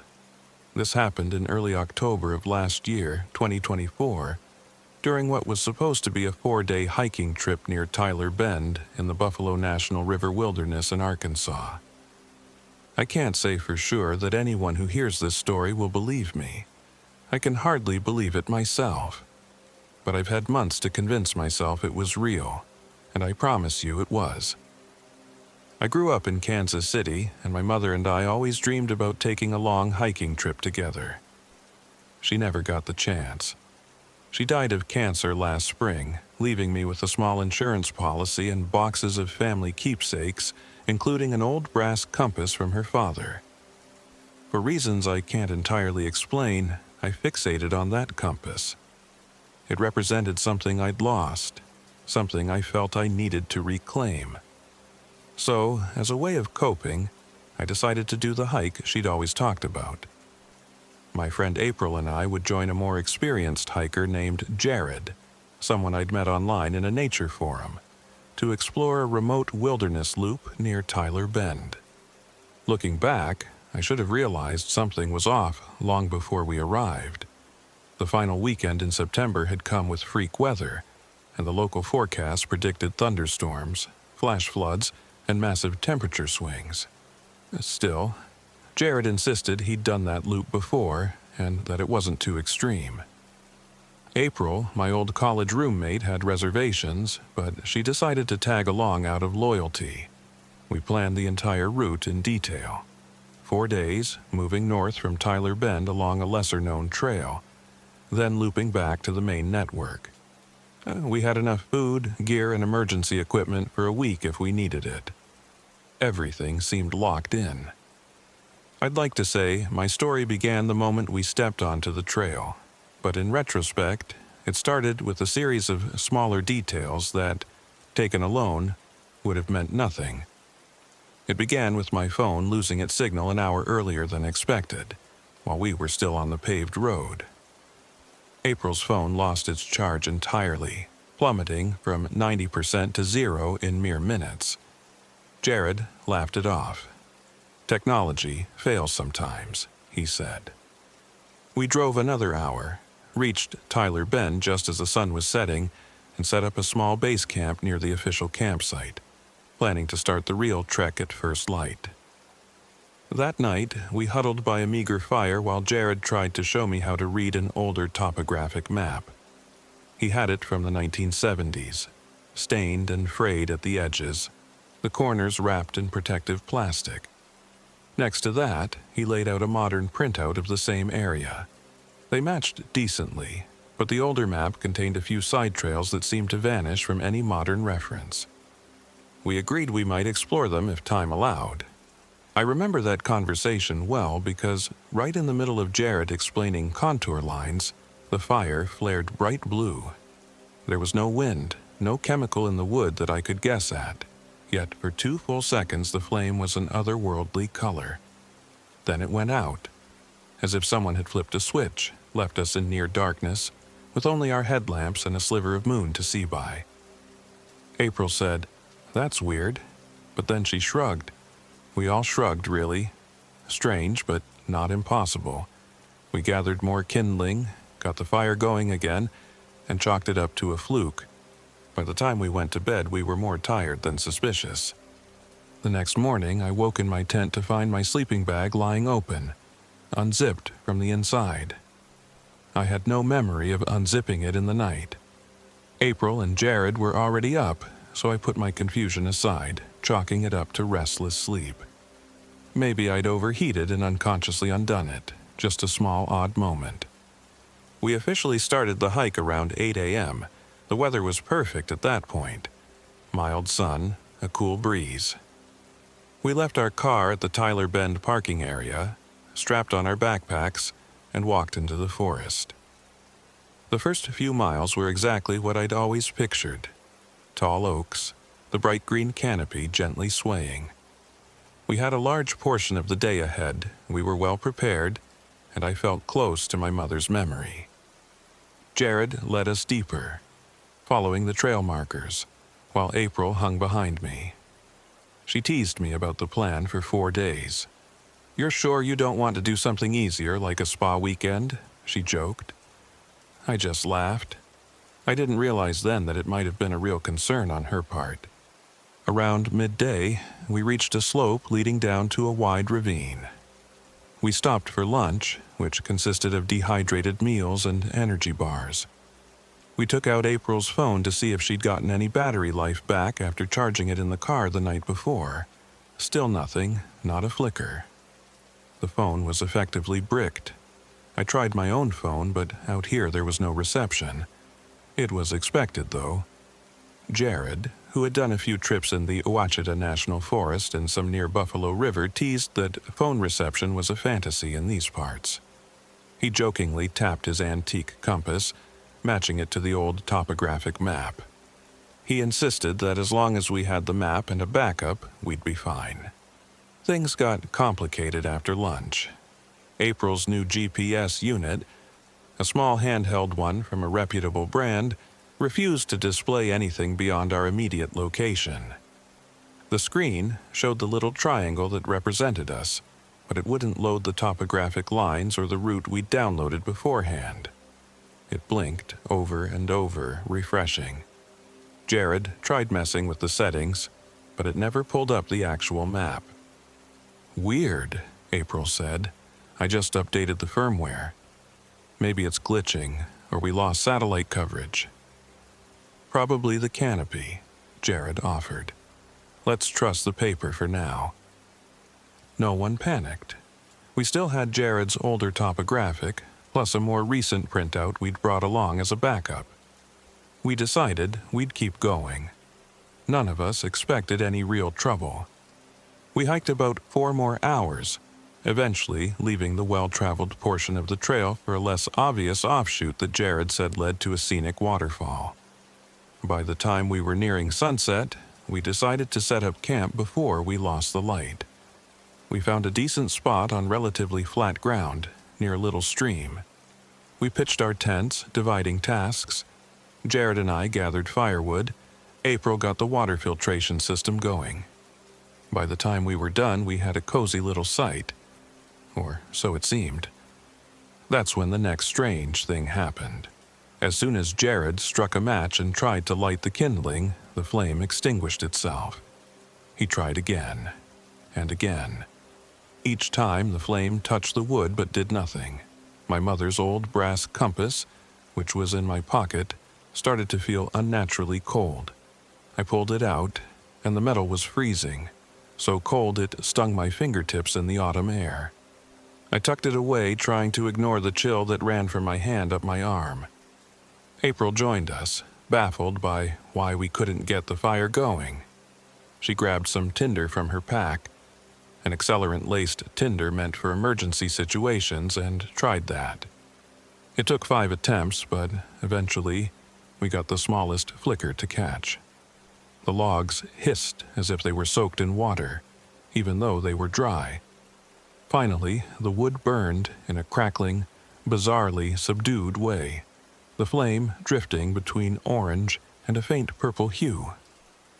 We sat around that strange, stubborn fire, telling each other it was probably some weird fungus or moisture causing the color shift. The smoke smelled musty, almost rotten. At the time, it was unsettling, but it didn't scare me, not yet. Night descended quickly. I grew restless, so I told the others I was going to take a short walk along the stream. It was maybe a 5-minute stroll, but enough to clear my head. I took my mother's compass in one hand and my headlamp in the other. Along the bank, I saw footprints. Human footprints leading away from our campsite and up a slope. They were deeper than mine, as if whoever made them was heavier or sinking into soft mud. I followed them for maybe 20 yards, shining my light around. There was no sign of another camper or hiker. The footprints just stopped. The mud ended abruptly, as though the footprints had dissolved into nothing. I returned to camp, unsettled. April was leaning against a tree, picking burrs out of her socks, while Jared rummaged through his pack. April asked where I'd gone, and I told her. She frowned, looked at Jared. "You think anyone else is out here?" "Could be," Jared said. "It's not a restricted area, maybe a local or another hiker." We had a quick dinner of freeze-dried chili mac, forcing ourselves to ignore the rancid whiff that kept drifting in from the forest. Jared blamed rotting leaves. Eventually, he yawned and said he'd turn in, leaving me and April alone by the flickering purple-orange fire. We were both tired, but we stayed up a bit longer, making small talk about old college memories. She teased me gently about going all in on a big hiking trip to honor my mom, but she also said she respected me for facing the outdoors. She knew I wasn't the type who'd grown up camping. I was touched. It reminded me how loyal and kind April really was. It's still painful to think about how quickly that changed. That night, I slept fitfully. I dreamed of footsteps circling my tent, a soft humming that I couldn't identify. When I woke with a jolt, it was pitch black. I heard another zipper. I half expected to see someone open my tent, but the noise stopped. My adrenaline ran high, but eventually I must have drifted off again because the next thing I knew, it was dawn.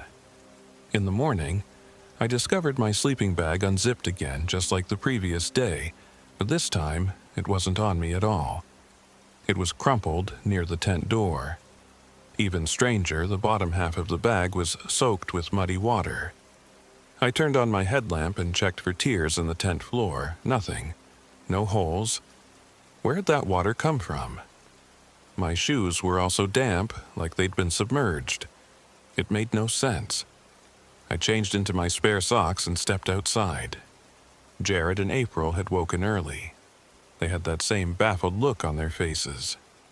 Jared announced that some of our supplies had gone bad. Gone bad isn't even the right term.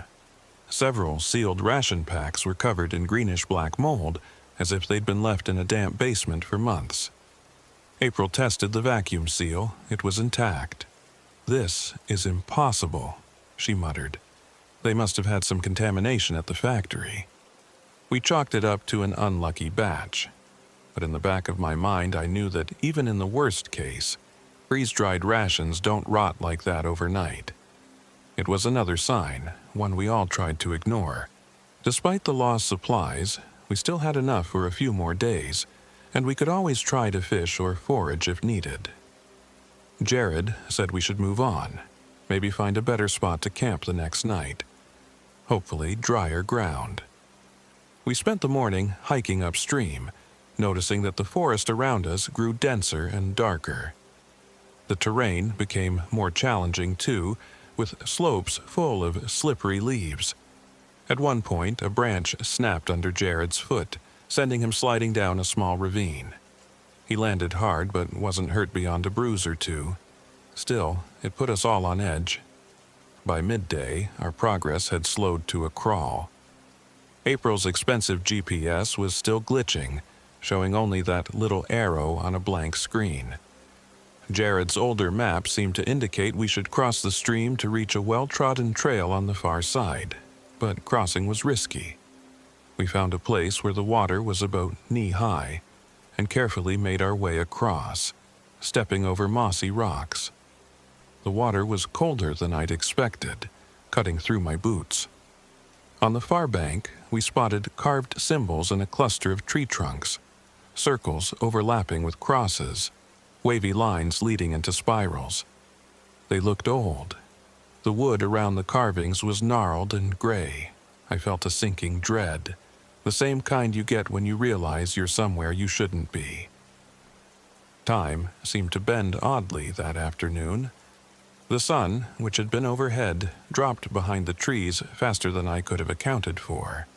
I checked my watch, a cheap digital. It said 3:14 p.m. Yet the sky had that late dusk feeling, as if it were nearly sunset. Jared frowned at his own watch, which read 2:58 p.m. "Huh?" he said quietly, but offered no explanation. We pressed on, half convinced we were just disoriented. We eventually found a small clearing with rock overhangs. Jared suggested we make camp there, given the short daylight. April looked uneasy. We've only gone, 6 or 7 miles total today? It might be enough, Jared said. This might be the best spot we'll find for the night. Something about the clearing felt old.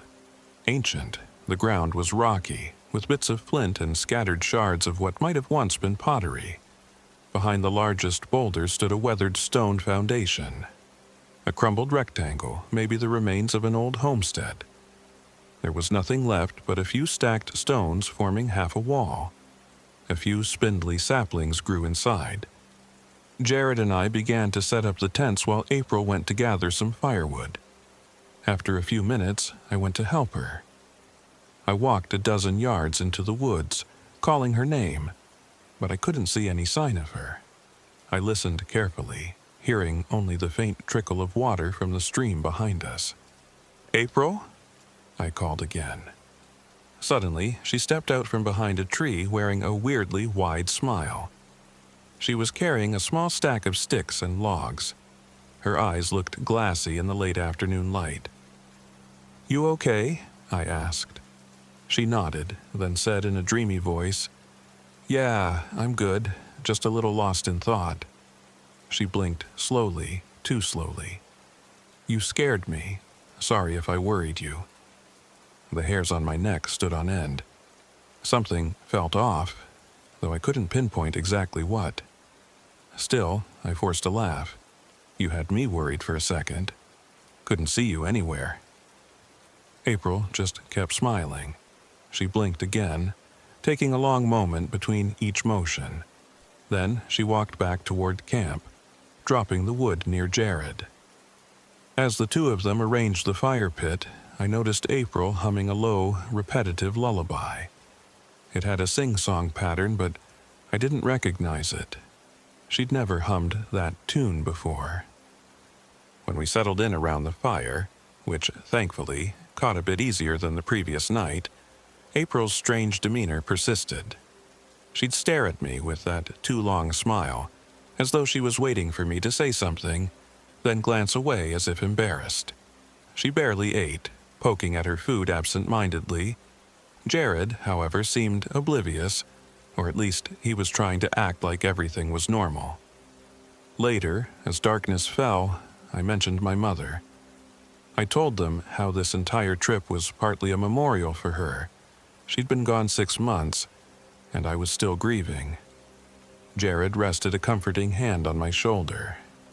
April just stared into the fire, her eyes reflecting the orange-purple glow. That night, I couldn't sleep. I kept hearing footsteps outside my tent, going around and around. Sometimes they paused directly behind me as if listening. Other times, they shuffled faster. The moment I unzipped my tent, though, everything went silent. By morning, I felt frantic with confusion. That's when I made a grim discovery. Half of our remaining rations, ones sealed in thick foil, had also grown moldy, clumps of fuzzy rot that reeked of decay. April was crouched over them, running her fingers across the foil. "We can't eat any of this," she said flatly. Then she turned to me, those dark eyes flickering, and said, "I guess it doesn't matter." It was an odd remark, sounding more like resignation than concern. Jared had gone off to search for water, so I was alone with her. I had to remind her that we needed food. "April, of course it matters. We need calories, especially if we're going to keep hiking." She shrugged. "Maybe we won't leave. Maybe we should stay. There's plenty to see here." Goosebumps prickled my arms. "Stay?" I repeated. "No, we need to keep going. We still need to circle back." Her mouth opened as if she wanted to say something else, but she said nothing. Then she returned to poking at the moldy rations, humming that same lullaby from the night before. When Jared returned, we told him about the lost food. He cursed softly. "We can make do," he said. "We have water. We can scavenge, fish if we have to. I've done that before." He sounded more optimistic than he looked. We agreed to pack up quickly and move on, but while we were disassembling our tents, a freak storm rolled in. It struck fast, thunder, lightning, and a downpour that drenched us. The ground became a slick mess. I remembered Jared yelling something about finding shelter back at the stone foundation. We scrambled back there, huddling under the partial wall, with water soaking through our jackets. After nearly an hour, the rain let up, but the path out of the clearing was now a muddy, impassable slope. It would be risky to leave just yet. So we stood there checking our gear for damage. That's when the next impossible thing happened. Jared was looking at his old map, then he cursed. "What the hell?" "What's wrong?" I asked, stepping closer. He tapped a finger on the paper.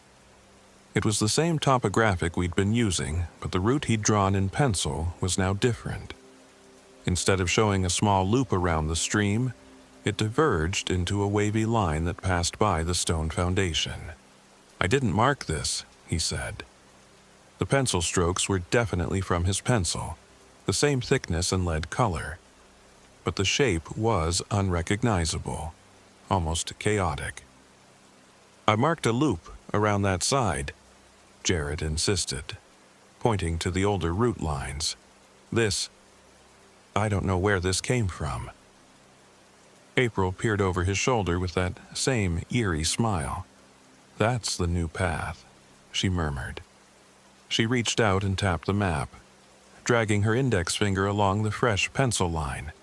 Then she giggled and turned away. I felt a chill that had nothing to do with the recent downpour. I was about to question her, but April walked off, heading around the far side of the foundation without a word. Jared stuffed the map back in his pocket, looking spooked. "Something's going on with her," he muttered. "I don't know if she's dehydrated or what." We waited a few more hours for the ground to dry a little. The wind picked up, making it a challenge to keep our balance on the muddy slope. Eventually, we decided we had to move. We gathered our gear, leaving the foundation behind, and began to climb out of that hollow. As we emerged back into the forest, the shadows seemed to lengthen. My mother's brass compass spun wildly, never once finding north. April walked behind us, humming softly, stopping to scratch at the bark of certain trees. When I shone a flashlight on her hands, I saw dried blood on her fingertips. I nearly gagged but said nothing. Fear was threading its way into my thoughts, yet I couldn't fully grasp what was happening. We tried to press north, aiming to connect with a known segment of trail. Hours passed. The sun should have set, but the light remained stuck in an odd twilight state. I glanced at my watch, 6:32 p.m., then 7:15 p.m., then 6:01 p.m. The digital readout was flickering, refusing to settle on a single time. I felt dizzy, as if the forest itself was warping around me. Eventually, we found a small vantage point near a rocky bluff. From there, we could see the valley below. The sky was heavy with rolling clouds. We decided we'd camp one more time before making a push to find a ranger or a more established campsite. None of us said it explicitly, but we all knew we needed help. Something wasn't right. The land, or maybe we ourselves, nothing made sense anymore. As darkness finally came for real, we set up camp near the edge of the bluff, carefully avoiding any drop-offs. Jared tried to spark a conversation, maybe to break the tension. He asked about my mother, about how I ended up meeting him online. We ended up sharing a few laughs about the weird personalities in outdoors forums. For a moment, things felt almost normal. Then we realized April was gone again. At first, I assumed she was off gathering wood or going to the bathroom, but she didn't return. Jared and I circled the campsite with our flashlights, calling her name. No reply. My heart pounded with a new kind of fear. The fear of losing my friend in a haunted stretch of forest. We searched until we were too exhausted to keep going, scouring the immediate area, following faint footsteps until they vanished. Finally, near midnight, we had to concede. We'd search again in the morning. Neither of us slept. We had no fire. We were too shaken to attempt one, and the wood was soaked from the storm. I lay awake, just listening, my eyes glued to the fabric of the tent above me, trying to piece together the events of the last 3 days.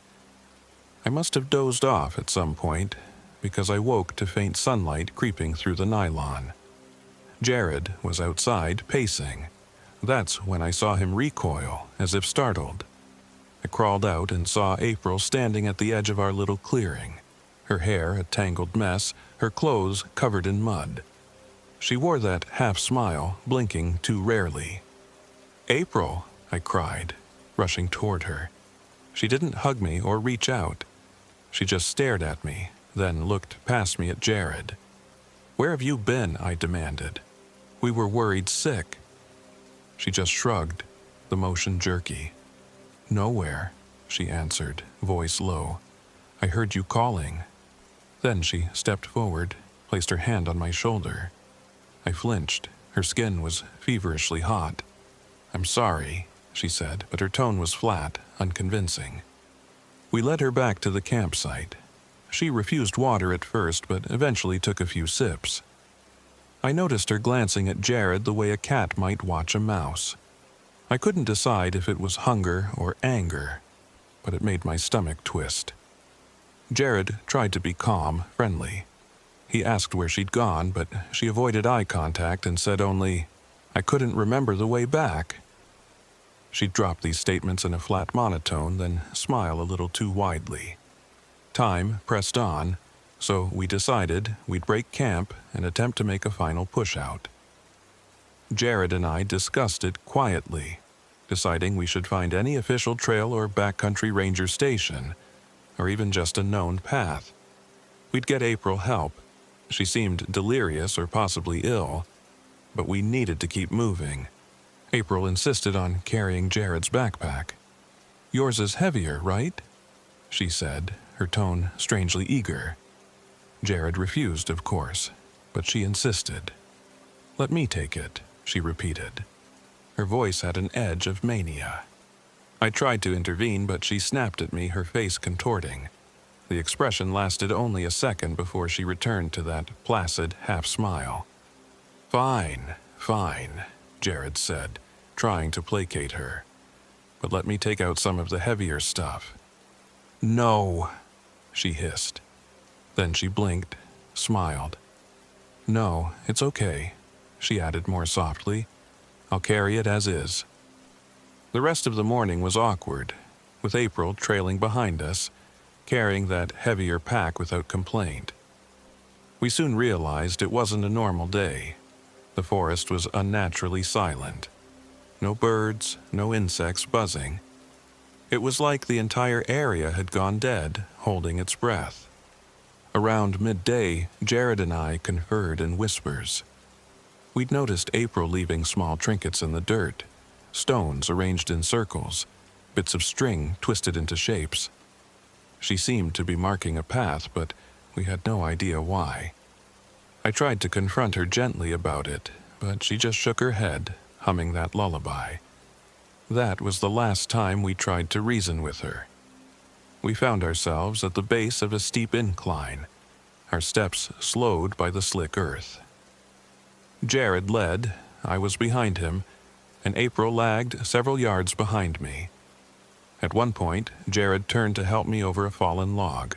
Our eyes met. For the first time, I saw real fear in him.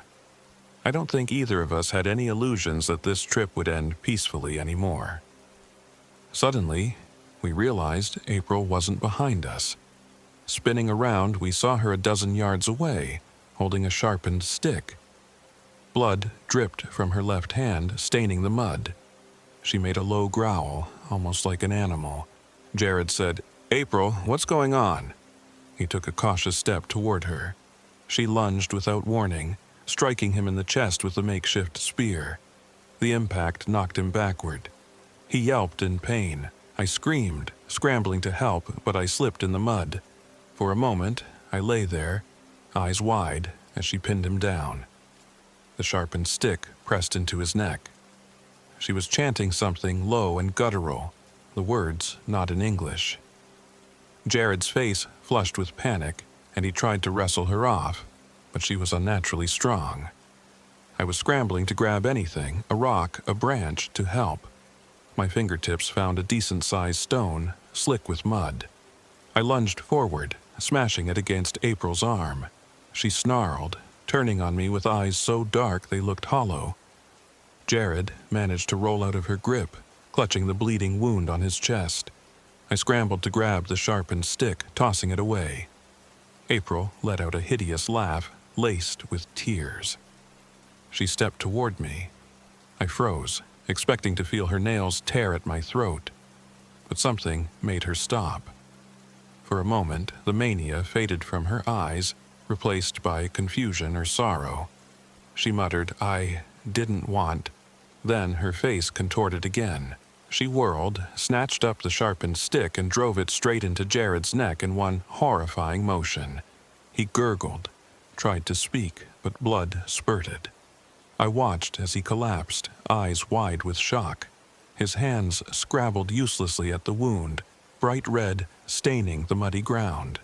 I screamed until my throat burned, fumbling for him, wanting to stanch the blood. My logical mind knew it was hopeless. He bled out within seconds, eyes rolling back. April stood over him, shoulders trembling. She looked down at Jared with an expression I can only describe as heartbreak.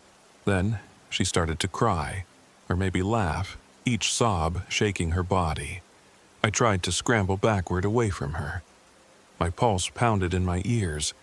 In a trembling voice I asked, "Why, April? Why would you—" She pivoted to me, face streaked with tears, but her eyes were empty. "We can't leave," she whispered. "You should understand that by now." Then, before I could move, she ran off into the forest at a speed I didn't think possible, disappearing behind clusters of trees and ferns. For a long time I sat there, cradling Jared's lifeless body. My mind refused to accept what had just happened. The man who had let us out here, who joked and flirted and tried to reassure me, was now sprawled in the mud, eyes open but seeing nothing. I sobbed until I had no tears left, the drizzle of rain pattering around us. At some point, I realized I needed to move. This place felt alive, watching me. The trees groaned. The wind whispered.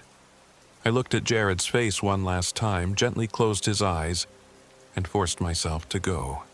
The forest was telling me to run, or so I thought, but my foot snagged on a root and I nearly fell over again. My mom's brass compass, which I had in my jacket pocket, fell out, hitting the mud. I picked it up. The face of the compass had cracked, and the needle swung uselessly, but the metal no longer felt unnaturally cold. I staggered onward, leaving Jared's body behind. I think a part of me knew there was nothing else I could do. My only goal became escape. I didn't know how. The forest around me looked different than it had earlier that day. Even the slope we'd climbed seemed to shift behind me. But I forced myself forward, step by step, ignoring the throbbing pain in my knees and the numb terror in my mind. Eventually, I recognized the stone foundation from earlier. Panic choked me. How had I circled back? I was sure I'd been heading north, away from that area. But there it stood, half-collapsed walls and creeping vines. This time, though, there was something else there. Photographs. They were pinned or tacked to the stone, some half buried in the dirt. I shined my flashlight on them, noticing my own face in one. I was asleep in the photo, lying in my tent. Another showed me walking along the stream.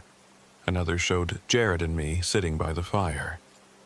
My heart hammered as I recognized, with utter certainty, that I had never seen these photos before. They must have been taken within the last few days. A choked sob rose in my throat. Was April responsible, or was it something else? I stumbled away, fear gripping me so tightly I could barely breathe. The path beyond the foundation snaked into a deeper hollow. The trees arched overhead, forming a tunnel. I felt them twisting, bending to watch me. My sense of time dissolved. My watch was blank, refusing to show any numbers. Whenever I tried to check how long I'd been walking, it flickered nonsensically or turned off entirely. At last, I came across a small stream, possibly the same one we'd crossed earlier. My boots were caked in mud, my clothes soaked. I used the freezing water to clean my hands and face, mindful of the fact that April might be anywhere. The memory of her eyes, the wrongness in her smile haunted me. She hadn't just killed Jared. There was an inhuman rage in her, a presence that felt like it was using her body. She was my friend, but she was gone, replaced by something monstrous. The next hours are a blur. At times, I thought I heard voices or footsteps behind me. Other times, I was sure I heard chanting. Once, I glimpsed a figure in the trees who I thought was April. I heard that low humming, the tune she'd repeated in camp. I hid behind a log, stifling my sobs, praying she wouldn't see me. I heard her breathing, that wet, ragged sound. Then she moved on. I stayed crouched there, tears cutting tracks through the dirt on my cheeks. Eventually, I knew I had to move. I forced myself to keep going, ignoring my throbbing ankles and knees. Every step felt like it could be my last. The forest seemed endless, and night had fallen. I stumbled across a slope, up and over, until the trees thinned out. Something told me I was getting close to an actual trailhead or established route. The compass was shattered, but I still held it, as though it was a talisman. I told myself that if I could just follow the slope downward, I'd reach a known path. And then, unbelievably, I did. I emerged onto a dirt service road, a battered sign pointing to Tyler Bend 5 miles east. My heart soared. I couldn't stop crying. I looked behind me, half expecting to see April or something else chasing me, but the trees were quiet.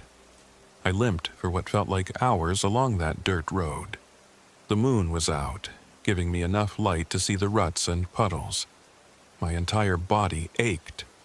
My mind reeled, trying to process all I'd witnessed. I tried not to picture Jared's eyes. I tried not to hear April's chanting. It was impossible. At some point, the distant glow of headlights appeared. I staggered onto the middle of the road, waving my arms. A truck slowed to a stop. I was delirious, hardly able to speak. The driver was a park ranger. He lifted me into the passenger seat, gave me water, and started radioing for help. That's when I realized the date on his dashboard read October 15th, almost a week after we'd left for what was supposed to be a 4-day trip. By my reckoning, we should have been out there for only 3 or 4 days total, maybe 5 at most, but not 9 or 10. My entire sense of time shattered. The ranger took me to the nearest station. I told him everything. At first, he was sympathetic, but as my story got stranger, I saw the doubt in his eyes. Maybe he thought I was insane or dehydrated, or maybe I had an infection. Still, he got a search party out looking for my friends. They found Jared's body near that muddy slope. Oddly enough, they reported it looked fresh, as if he died only an hour before they arrived. A single wound to the neck, blood still bright red. They were baffled. Search teams scoured the area for April, but no sign was found. The official report stated that she might have wandered off or been injured. There was speculation about potential foul play, especially since I was the only witness.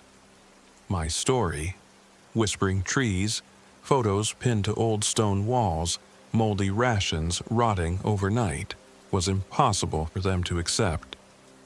I stayed in a local hospital for a few days, receiving IV fluids and undergoing psychological evaluations. They found no drugs in my system, no serious injuries aside from cuts and bruises. My hair had streaks of gray near the temples, which the doctors attributed to trauma or stress.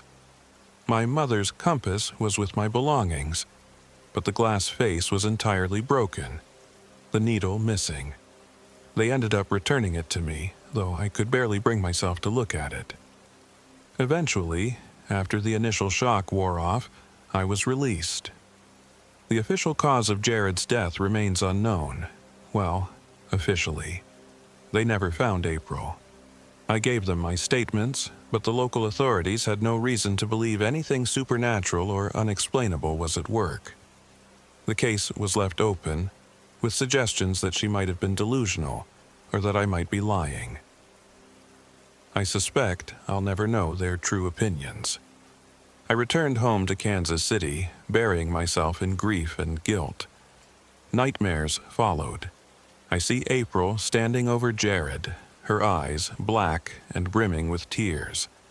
I see the rotting rations, the swirling compass needle, and those footprints in the mud that abruptly ended.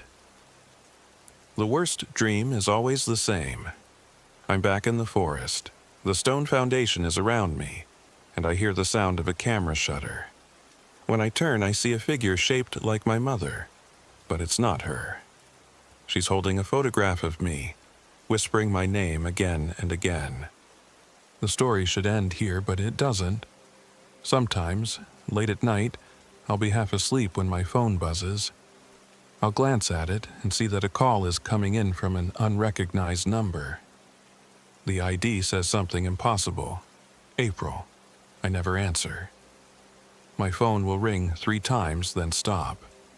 A minute later, I'll check again, but there's no record of an incoming call. People might say it's a glitch, but I know better. I can feel it in my chest, in the sudden tightness of my lungs and the sweat on my palms. I've tried to rebuild my life. I've returned to work. I see a therapist weekly, and I've made small progress in letting go of my guilt. Yet, a part of me is still in that forest. Sometimes, I catch a flash of movement out of the corner of my eye, or a glimpse of a face in a reflective window. The face is always blank, eyes too wide, with a smile that doesn't belong in this world. That's how I know I'll never truly escape. The hollow is still with me, whispering just out of sight. And I know, beyond any doubt, that April is there too, lost, possessed, or something worse. The official search teams gave up after a few months. Another local rumor, another missing person in the wilderness. It happens, they say. The Buffalo National River area is sprawling and rough.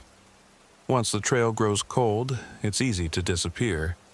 I try not to wonder if she's still out there, wandering among the trees, humming that lullaby to herself, waiting for the next unfortunate hiker to cross her path. But I have nightmares that she's standing by the stone foundation, a camera in her hand, adding more photos to that macabre gallery on the walls. Sometimes I can't sleep.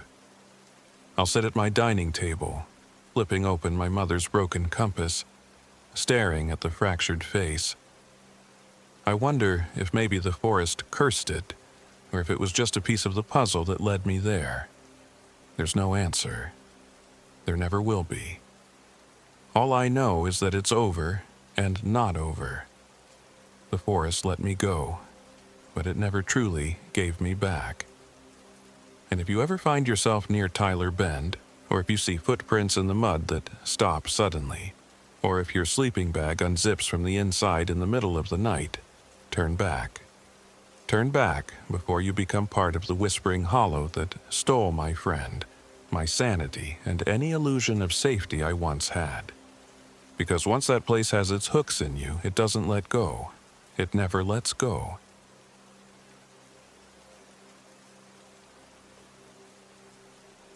My name is Claire Whitman.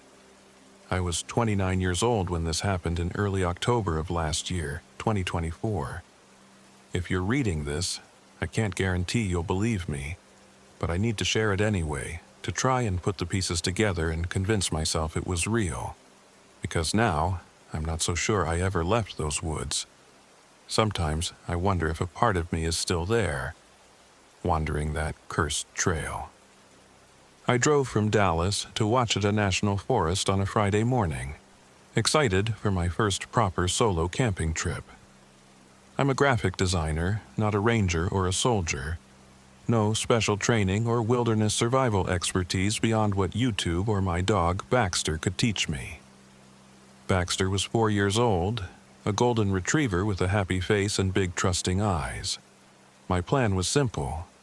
Spend 4 nights on the remote Forsh Mountain Trail, get away from the noise and heartbreak of my life for a while, and prove I could handle something on my own after my divorce. I arrived at the trailhead around noon. It was unmarked, a dirt pull-off near an old sign that read Forsh Mountain Trail. Use at your own risk. There weren't any other vehicles. The forest around me was vibrant with autumn color. Rusty browns, golds, the occasional speck of red. I felt that subtle thrill of being alone somewhere wild, but I was also a bit uneasy. The hush of the woods was so complete it felt like stepping into a church when no one's around. I shrugged off my nerves, strapped on my pack, checked my phone. 1 bar of signal. Good enough to text my sister that I was starting my hike. Then Baxter and I set off. The first mile was unremarkable, just a winding path through the towering pines. The crisp wind stirred the leaves, and Baxter ran ahead, nose to the ground, tail wagging. I was proud of him. He'd been my companion for years. After my marriage ended, we'd grown even closer. By mid-afternoon, the trail opened onto a small clearing. I was thinking about finding a campsite when I heard movement up ahead. At first, I thought it might be a deer or a stray hiker. It turned out to be a man, a fellow camper turning the bend. "Hey there," he called with a smile. He looked to be around my age, maybe a little older, wearing a well-worn baseball cap and hiking clothes. "You out here alone?" I could have lied, but there was no point. "Yeah, just me and my dog." I patted Baxter, who was sniffing the man's boots. "I'm Nathan Ross," he said, offering his hand. "Camping for a couple nights. Haven't seen anyone else out here. Wasn't sure if this trail was just deserted." We chatted for a few minutes, neither of us wanting to linger awkwardly. He suggested we hike together until dark to find a decent campsite. Then, if one of us wanted to split off in the morning, we could. He seemed harmless enough, maybe a bit cocky, but not in a creepy way. Having a bit of company felt safer, so I agreed. We walked for another couple of hours, crossing a shallow creek, carefully stepping over slick rocks. There was a moment when Baxter's ears perked, and he lifted his muzzle, sniffing fiercely at the wind. He let out a low growl. I paused, scanning the trees. Nothing but a rustle of leaves. Then Baxter relaxed, wagging his tail, and we kept going. We made camp in a mossy patch among tall pines. The sun was dipping behind the hills, setting the sky on fire. We set up our tents, coaxed a small fire to life, and I heated up some soup. Nathan cracked jokes about how he swore he'd heard the local folks talk about ghosts in these parts, old superstitions about barefoot kids in the woods. I admitted I liked ghost stories, but that they didn't scare me too much. Famous last words, I remember thinking. That evening, everything felt normal. Baxter lay curled by my feet. Nathan told me about his failed stint as a realtor. He never mentioned a family or wife, though I got the sense he'd also left something behind. The first odd thing happened after we turned in for the night. I woke around midnight to the sound of footsteps circling my tent. Light footsteps, but definitely human, or at least bipedal. My heart hammered. Baxter growled at the door flap, low and menacing. I unzipped the flap a tiny bit and shone my flashlight around. Empty darkness. No sign of Nathan, no sign of anyone. I stepped outside, shivering in the cold air. I wasn't sure if my imagination was running away from me. Then I noticed something in the dirt beside my tent. A single, perfectly formed barefoot footprint, far too small to be an adult's. My stomach tightened. Why would a child be out here in the middle of nowhere? I got Baxter to settle, then stood there for a bit, scanning the dark trees. Aside from the shifting glow of our fire's embers, the woods were silent. The next morning, the first real sign of trouble emerged. Nathan was gone. No note, nothing. But I noticed something weird. The space where his tent had been didn't look freshly used. The pine needles weren't flattened the way they should have been. I found footprints, but they were faint, like they'd been there for days, not hours. His campfire was cold, no half-burnt coals. I assumed maybe he'd gotten up early and just decided to move on, though it struck me as odd he wouldn't say goodbye. I should have felt that first twinge of panic, but I told myself he must have had some reason. Maybe he didn't want to be slowed down by a dog, but something about that didn't sit right. Baxter and I resumed our hike. I occasionally called out for Nathan, but I was greeted only by the rustle of leaves and the distant caw of crows. As we advanced, my GPS started glitching. It showed us spinning in circles, like I was running around in a small loop. I checked my topo map. It didn't match the terrain. There should have been a ridge half a mile west, according to the contour lines. But no matter which way I looked, I saw only forest. My phone was already out of range, so I couldn't cross-check anything. Once or twice I caught Baxter lifting his head again, tail going limp. It was as though we were being watched. Later that afternoon, I spotted something bright red caught on a bush. When I approached, I realized it was part of a torn backpack. Nathan's. His name was scrawled on the inside. The weird thing was that the pack looked old, the fabric frayed with age, and the supplies inside, protein bars, a first aid kit, and some clothes, were rotted, the wrappers half disintegrated. A thick swarm of flies buzzed around it. The protein bars had mold from another era. I retched from the smell. The pack's water bottle was cracked and yellowed, like it had been out in the elements for years.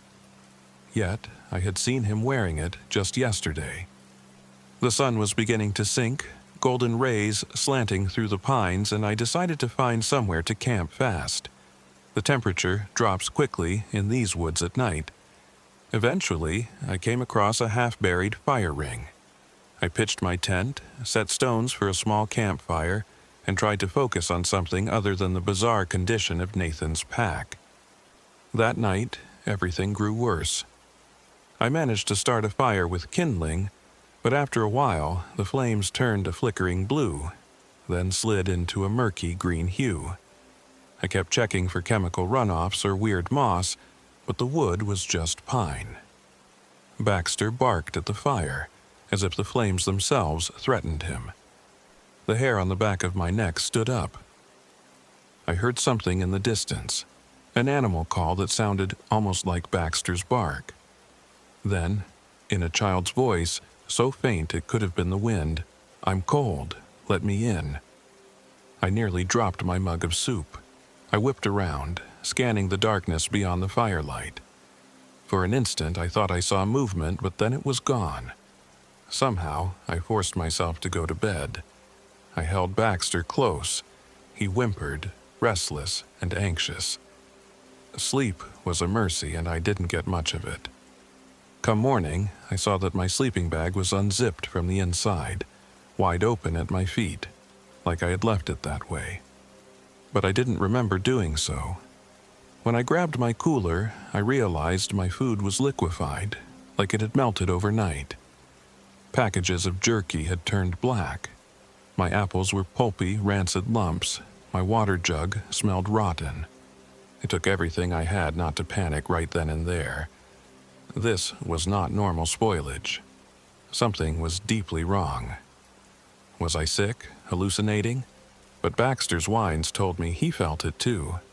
I decided I was done with the route. I had more than enough reasons to call it quits. I was losing track of time, and the forest felt alien, like I'd stepped into another world. I followed my compass due east, aiming to find the main service road I'd come in on, or at least a ridgeline that would guide me out. I told myself I'd call the ranger station the moment I hit a signal. But no matter which way I turned, I couldn't find the road. The compass needle jerked in strange directions, spinning slightly. The terrain refused to match my map. My watch read 2:15 p.m., but within one glance away and back it was suddenly 5:30 p.m. The sun shouldn't set that fast. I felt physically ill. I was scouring the ground for footprints that might guide me back to the trailhead when Baxter started barking wildly. I looked up to see a boy standing by a tree. He wore tattered shorts, no shirt or shoes, and his eyes were just wrong. It was like the sockets were hollow, and yet I felt that he saw me. He stood there, silent, in that too-still stance children sometimes have in horror movies, like a predator. I slowly raised my hands to show him I meant no harm. "Hey," I managed in a shaky voice. "Where are your parents?" He tilted his head. "You're not where you think you are." It took everything in me not to turn and run. Baxter growled at the boy, but the child showed no fear. He just stared, eyes impossibly dark. Then, in an instant, he was gone. I don't mean he ran away. I blinked and he vanished from sight. My heart was pounding so loud I could barely think. I wanted to chase after him, to help if he was lost. But I also wanted to flee because something about him was impossibly wrong. In the end, I carefully approached the spot where he'd been standing. No footprints, no sign of a boy. It was like he was never there at all. Later, I nearly stumbled into someone else's campsite. At first, I thought it was empty. Then I realized I recognized the gear. That was Nathan's tent. The very same gear that had vanished from my campsite days ago, except it looked freshly used. And there was Nathan, hunched by a smoky campfire, staring at the flames. He was shirtless, the skin on his shoulders sunburned and peeling. But the strangest thing was his expression. He had this fixed grin, and he didn't blink when he looked at me. "You came back," he said, voice strangely flat. I felt chills race down my arms. "Nathan, what the hell is going on? Where did you go?" He just smiled, blinking too slowly. I inched closer. noticing Baxter had halted behind me, hackles raised. "I never left," Nathan said. He reached for a canteen by his feet, took a gulp, then gagged like it hurt to swallow. "Been here the whole time." My stomach nodded. "I woke up, and you were gone, and I found your pack. It looked ancient." "Don't worry about it," he said, his voice distant. "Doesn't matter anymore."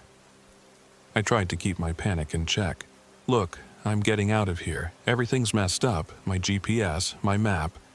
We can find the road if we work together." He kept smiling.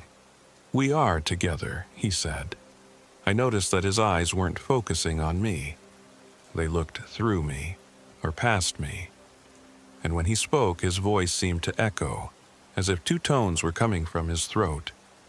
I forced a nod, like I believed him, then told him I was going to make camp a safe distance away. The only reason I didn't bolt was because it was dusk, and I knew running into the darkness with no bearings might be worse. Also, I was worried about what might happen if I turned my back on him.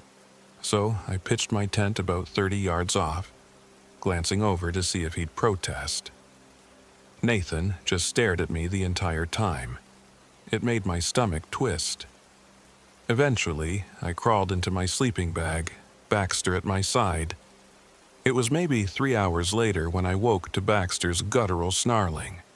I blinked, disoriented in the darkness, hearing rustling by the tent door. I grabbed my flashlight and fumbled for the zipper.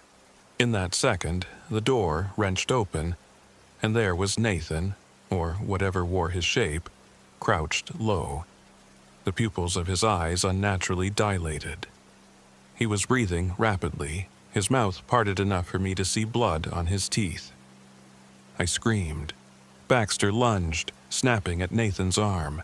Nathan lashed out, ignoring the dog's teeth as though he felt no pain.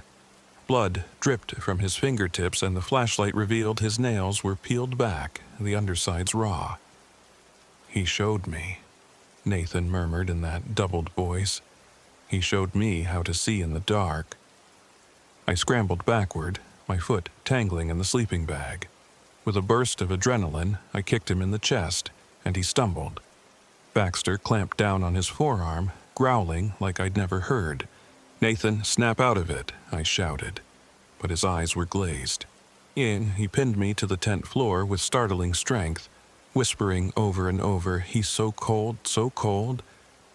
I fumbled for my multi-tool in the side pocket of my bag. Baxter's furious barking jolted me into motion. I stabbed the tool into Nathan's thigh. He howled in agony, falling off me. I crawled out of the tent, half dragging Baxter. The night around us was pitch black, the moonlight barely penetrating the thick canopy. I found the remains of Nathan's campfire, still smoldering faintly, throwing an eerie glow on the twisted trunk of a nearby tree. That's when I saw the boy again. He stood just beyond the flickering circle of light. His eyes seemed even darker, his face gaunt.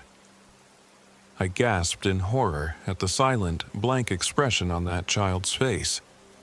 He didn't move a muscle, except for a slight tilt of his head to watch me. Nathan limped toward him, cursing in a voice that was half his own, half something else. "Jamie," he hissed, "don't—" The boy turned and put a small hand on Nathan's chest. Nathan convulsed. I heard bones crack, or something like it. The firelight revealed deep scratches opening on Nathan's arms, invisible claws raking him. His mouth gaped in silent pain, and blood trickled from his lips. Horrified, I could only watch. Baxter barked manically at the spectacle. Then Nathan crumpled to the ground. The boy's face was impassive. He whispered, "He tried to keep you, but you belong to me." Suddenly, the boy's head jerked in my direction. He stared. I realized my entire body was shaking, a primal terror unlike anything I've ever felt. I scooped up Baxter and bolted into the trees. I ran blindly, ignoring brambles that tore my ankles, ignoring the heaviness in my lungs. At some point, I found myself following the faint path of a creek bed by the pale moonlight. The forest was nearly silent. Not even crickets sang. I stumbled upon a cave opening, a narrow slot in the rock. I dragged myself and Baxter inside. The darkness swallowed us. My head spun, and exhaustion made me slump against the damp stone. I lit a small flashlight, revealing a cramped chamber no larger than a bedroom, the walls etched with some spiral designs. I saw old names carved into the stone. Daniel, 1962, Marjorie, 1987, Peter, 2012. Then, shock flooded me.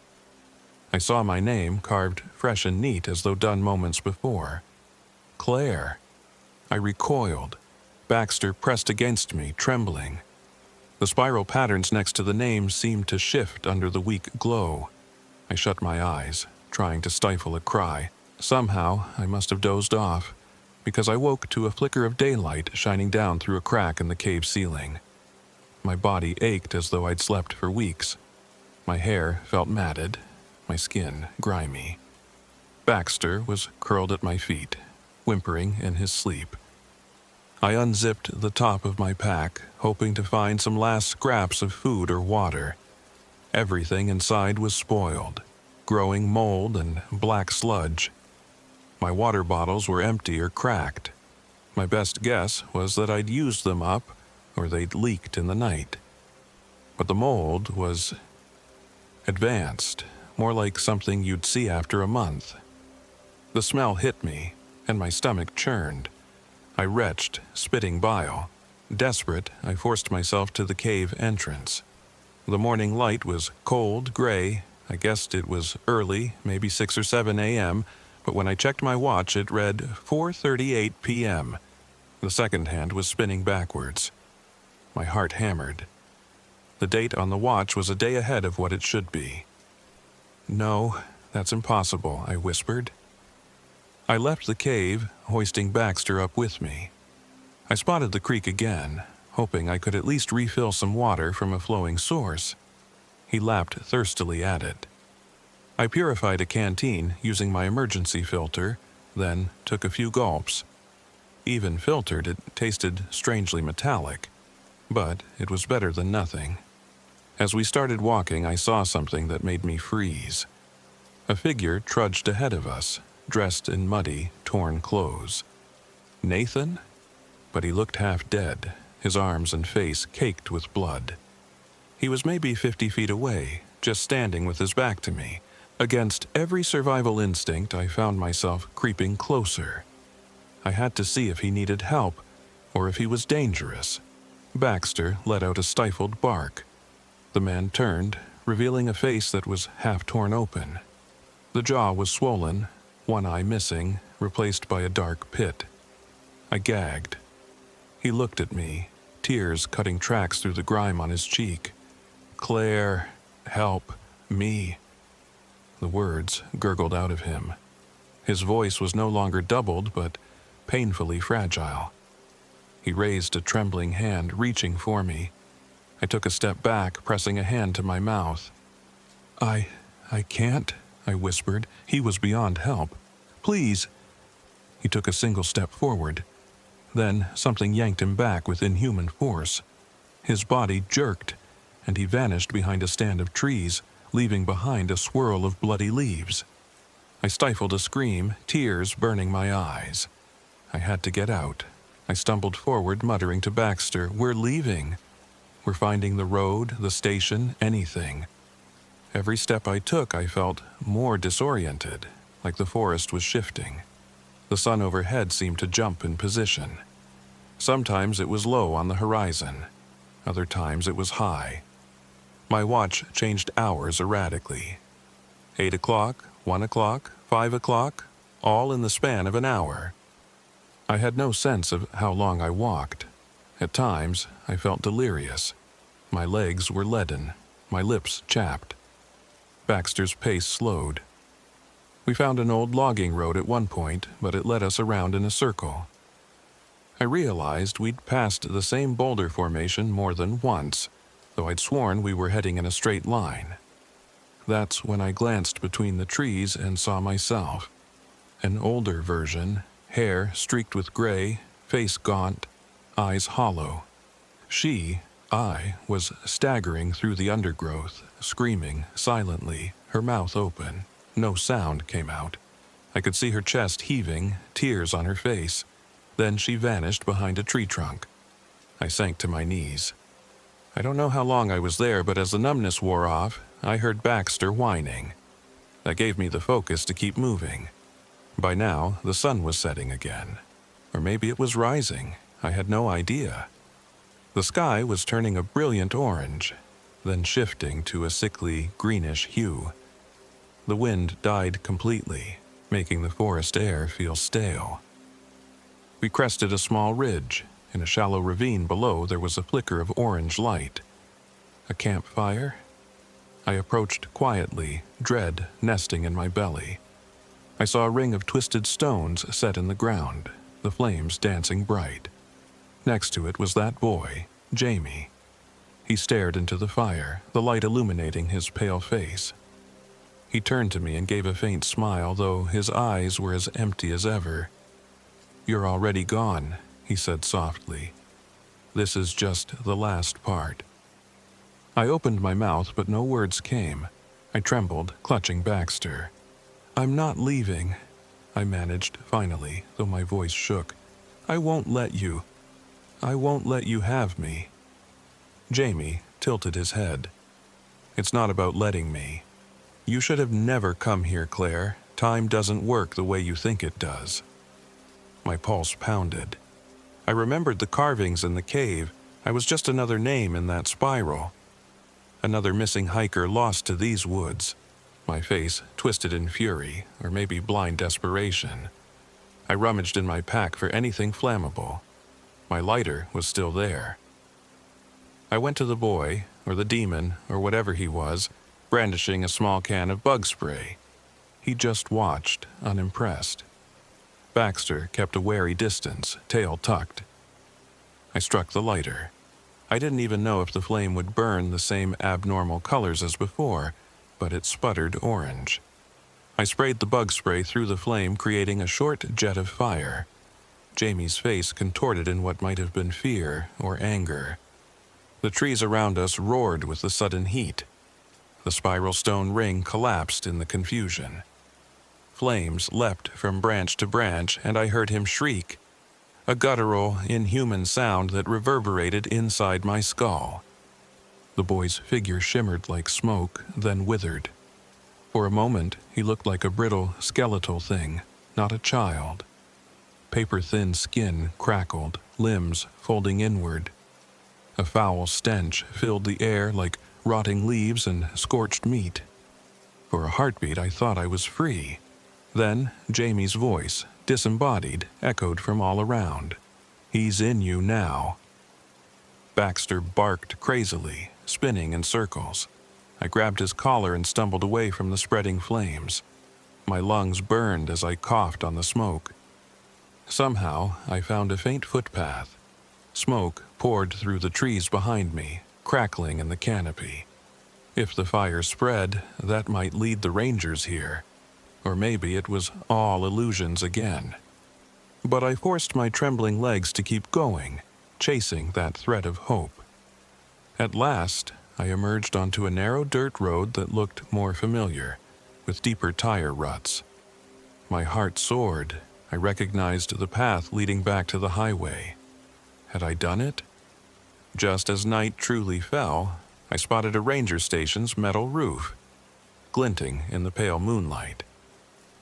I stumbled up to the door and pounded on it. A woman in a faded uniform, hair tied in a ponytail, answered. She let out a gasp, ushered me inside. I collapsed onto a wooden bench, tears streaking my muddy cheeks, Baxter whining by my side. She asked me who I was, where I came from. Trailhead, I stammered, Forsh Mountain. I got lost. Someone stalked me. The ranger's face paled. That trail's been closed for a year. Disappearances? Didn't you see the barricade at the old turnoff? "I saw no barricade," I whispered. She just stared, clearly alarmed. She radioed for help, and soon an ambulance arrived. In the confusion, I realized Baxter was missing. I'd had his collar in my hand seconds ago, I was sure of it. But he was gone. When I asked the ranger if she'd seen my dog, she gave me a pained look. "I didn't see a dog," she replied quietly. They hustled me out into the ambulance. I remember them asking me questions about how long I'd been out there. Did I have any injuries? Was I dehydrated? My memory blurred, and I lost a chunk of time. I regained consciousness in a hospital bed in Mena, Arkansas. They said I was malnourished and in shock, had minor burns on my arms. The nurse told me I'd been found alone. No dog, no Nathan. I insisted on seeing my camera, which I'd kept in my pack. At first, the staff said they couldn't find a camera, but eventually, someone located it among my muddy belongings. I clicked through the pictures. The early shots were from my first day on the trail, happy, normal. Then more pictures followed, ones I didn't remember taking. A photo of me asleep in my tent from outside, as though someone had unzipped the flap and snapped the shot. A photo of me kneeling by the rotted backpack, wide-eyed in horror. A photo of me with the boy standing behind me, his hollow eyes glaring into the lens. And the last one, me, older looking, with my hair streaked gray, wandering in the trees, face contorted in a silent wail. My eyes looked wrong, blacked out. I dropped the camera, trembling violently. When I asked about Nathan Ross, the sheriff insisted no man by that name was found in the forest. They had no missing persons report that matched the description. My statements were mostly written off as delusions from dehydration and possible hypothermia. They let me go after a few days. My sister drove all the way from Dallas to bring me home. She wanted me to get therapy, see someone about potential PTSD. I still hadn't mentioned the boy, Jamie, to anyone else. I wasn't sure I wanted them thinking I was insane. Life after that became surreal. Sometimes I'll see a flicker in a mirror and catch a glimpse of that older version of me, with a drawn face and hollow eyes. I'll look again, and it's gone. My footprints in the backyard sometimes appear to be barefoot, child-sized. I occasionally dream of Baxter. In the dreams, he's barking in the distance, as if calling me back. But whenever I try to find him, I end up in that twisting forest again, with rotted leaves and swirling shadows. The rangers launched a brief investigation into the fire I claimed to have started. They found a patch of burned land in the forest, but it was relatively small, apparently snuffed out by a storm soon after. They never found a boy's body or any sign of remains matching the name Nathan Ross. One day, a few weeks after I got back, I mustered the courage to look at the camera's memory card again.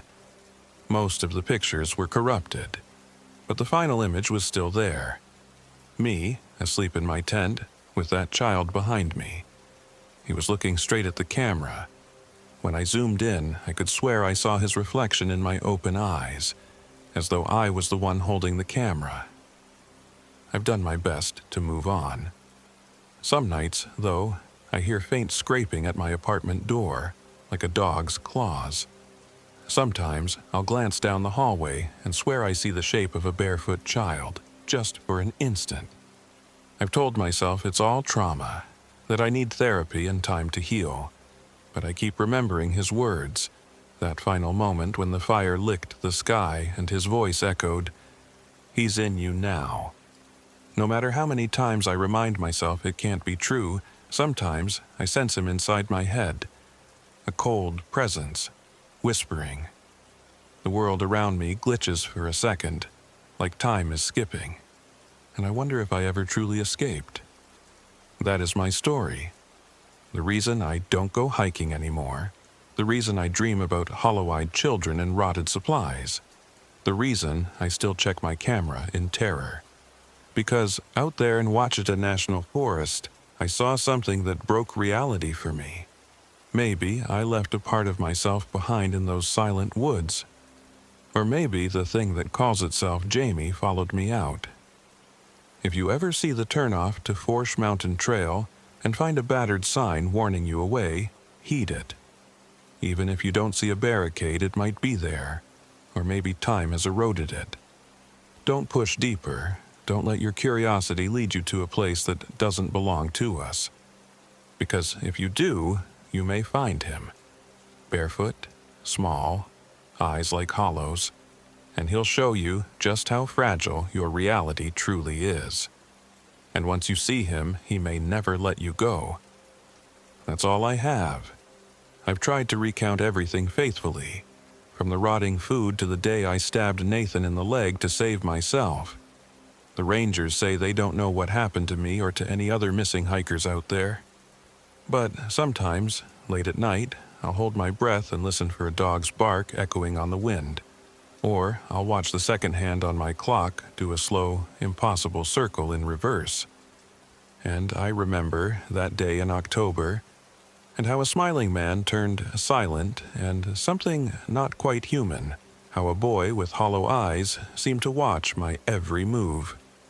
I remember how the forest itself felt alive, twisting time and place until I couldn't tell day from night or truth from terror. I wish I could say the story ends cleanly, that the nightmares have stopped, and I found Baxter living happily somewhere safe. But neither has happened, and I can't pretend otherwise. I suspect that if you stand in the right spot, at the right moment, you can still hear the echo of footsteps circling an empty tent, or the faint laughter of a child on the breeze, or see the swirling green-blue flames illuminating a figure that is no child at all. Or maybe that's just my nightmare. Maybe you'll never go there, never see what I saw. But if you do, remember what you've read here. Remember that once you step on that trail, it's like you never really left. And if you meet a young boy, ragged, barefoot, eyes like voids, pray that he doesn't learn your name. Because you might come back, if you're lucky, but you might come back wrong. I'm still trying to tell myself there's an end to this story, that there's a neat conclusion somewhere. But every time I say that, I catch a reflection in the window.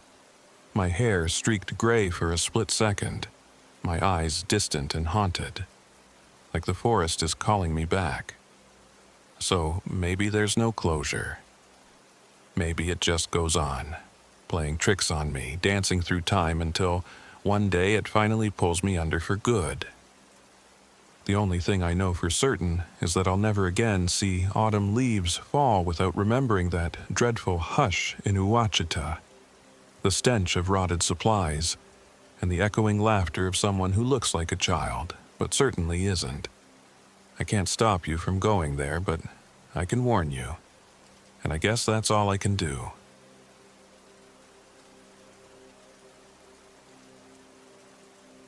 My name is Marla Ross.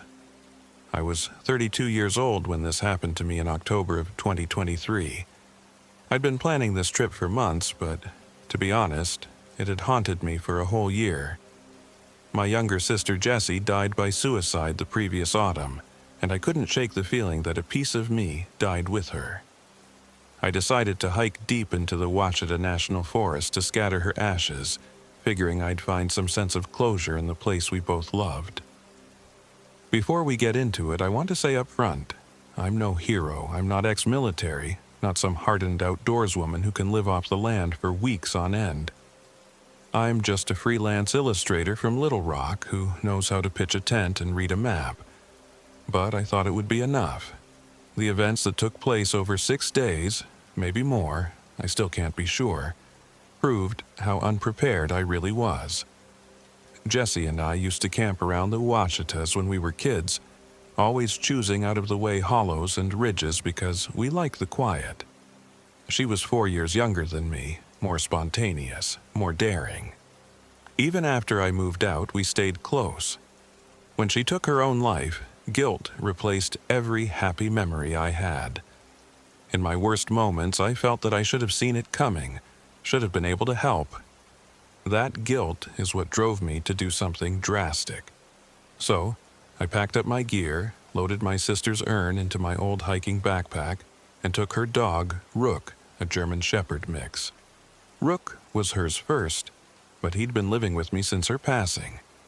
He was the only piece of Jessie I still had in this world besides memories.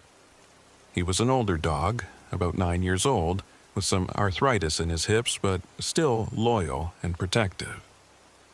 On a clear, crisp morning, I parked my car at a small, half-forgotten trailhead. I double-checked the basics: water, food, lighter fluid, matches, and the topographic map I'd meticulously marked. My phone read 8:07 a.m. The signal was spotty, but a quick text to my friend Jen in Little Rock got through. It was just a heading out now, I'll check back soon. If only I'd known how quickly that lifeline would vanish. I strapped on my backpack, leashed Rook, and started along a narrow path that was almost swallowed by the forest. Yellow leaves blanketed the ground, and the morning sun flashed through gaps in the canopy. The crisp air had that early autumn smell, a mix of damp earth and decaying leaves. I could almost imagine Jessie there telling me to look at some weird mushroom or big spider web. I kept hearing her voice in my head, replaying the same line, "Should have been you," over and over, so persistent that I'd sometimes spin around, expecting to see her behind me. The real reason I was out here, though, was to let her go, scattering her ashes in a hidden hollow we'd discovered as teenagers. I started feeling uneasy just a few miles in. There was something off in the atmosphere. I'm not talking about boogeymen or ghosts, at least not at first. It was the stillness. Even Rook got twitchy, ears perking at invisible noises. Occasionally I'd hear branches rustling in the distance, but when I listened closely, the forest seemed dead silent. By midday, a sudden storm rolled in from nowhere. One minute the sky was bright blue, the next it was choked with iron clouds. Rain poured down in sheets, turning the trail into slick mud. Rook's paws got covered and my boots slipped a few times, so I found a flat area beneath a big oak to set up camp early and wait out the weather. I tried to phone Jen again, but my phone had zero signal. I fiddled with it, expecting at least an emergency bar, but all I got was a flickering battery icon. It drained from 73% to 2% in a matter of minutes. Then it died entirely. I figured water must have gotten in somehow, though I'd stowed it in a dry bag. I shrugged it off, set up my tiny single-person tent, and tossed Rook's dog mat beside it under a tarp. The map, at least, stayed dry, but after the storm passed, I noticed it looked a little waterlogged. The ink had smudged around the trails, making some markers illegible. I reassured myself that I knew the general direction, plus I had a backup GPS device, a little handheld unit I'd bought specifically for this trip. I dried my clothes, fed Rook, and tried to sleep. That night was the first time I heard the whispering. It was around midnight. The rain had stopped, and I was half awake, listening to the wind in the trees. Then I realized the wind wasn't blowing at all. The hush-hush of leaves wasn't random. It sounded like words just beyond comprehension. Rook let out a low growl, the kind he'd make when he sensed a stranger at the door. I unzipped the tent and aimed my flashlight into the darkness. Nothing but dripping branches, wet leaves, and the shining eyes of a raccoon scurrying away. My heart thumped harder than it should have. I chalked it up to my imagination and tried to ignore it, but Rook stayed alert, ears high, for hours. The morning came with a strange chill. When I woke, the tent door was wide open and my sleeping bag was lying unzipped to the side. I usually zip myself up tight because I get cold easily, so I figured I must have done it half asleep, but it was unzipped from the inside, as if someone had deliberately opened it. My heart fluttered at the thought. Then I noticed something else. Rook was gone. I grabbed my boots and my coat, stepping outside. "Rook?" I whistled, scanning the trail in both directions. After a moment, I heard a rustling off to the east. Rook trotted back, muzzle wet, no obvious sign of trouble. I let out a sigh of relief. He nuzzled my hand, but his eyes seemed distant. I told myself it was just the forest spooking both of us. I noticed my watch said it was 7:45 a.m., but the sky looked more like late afternoon. The sun was behind the clouds, sure, but the color of the light was off. An hour later, the brightness shifted, almost snapping from dusk to full daylight in a single blink. It was jarring, but I was too busy breaking down camp to dwell on it. I decided to push deeper into the forest. According to my smudged map, I had another 5 miles or so to reach the ridge above the hollow I was aiming for. I should have been able to do that in under 3 hours, but I got lost almost right away. The trail forks weren't where they were supposed to be. The topography didn't match the lines I remembered. Worse yet, my GPS handheld started glitching, claiming I was somewhere off a county road I knew was miles away. The compass bearings would spin, then freeze. It was midday when I reached a vantage point and recognized a particular rock formation. That gave me hope. I was closer than I'd realized. Feeling better, I decided to keep going. I still had enough food for a few days, plus the water filters. Rook seemed healthy enough, minus a slight limp in his back leg. I planned to treat that at camp later. By late afternoon, I found a small clearing. A ring of stones suggested a perfect spot for a fire. I tried to gather dry wood, but every piece felt oddly cold and damp, even though the storm had passed a full day ago. I used my lighter fluid and matches, but the flame guttered out twice. When it finally lit, it flickered blue at the edges, as though it were burning some chemical. I convinced myself it was just residue from the lighter fluid. Still, the sight gave me goosebumps. I fed Rook some kibble, and he ate reluctantly, as if the taste bothered him. For dinner, I had a can of chili. It tasted metallic, not at all how I remembered. Everything about the forest felt subtly wrong. Over the fire, I studied Jessie's urn. It was silver, with engraved vines along the side. I traced the patterns with my thumb, recalling how she loved to draw floral designs on her notebooks. A lump rose in my throat, a twist of grief and guilt so potent it nearly made me retch. That night, I barely slept. Around midnight again, I heard voices, not just whispers, but actual conversation. My ears pricked, and I held my breath to make out the words. It sounded like someone repeating my name.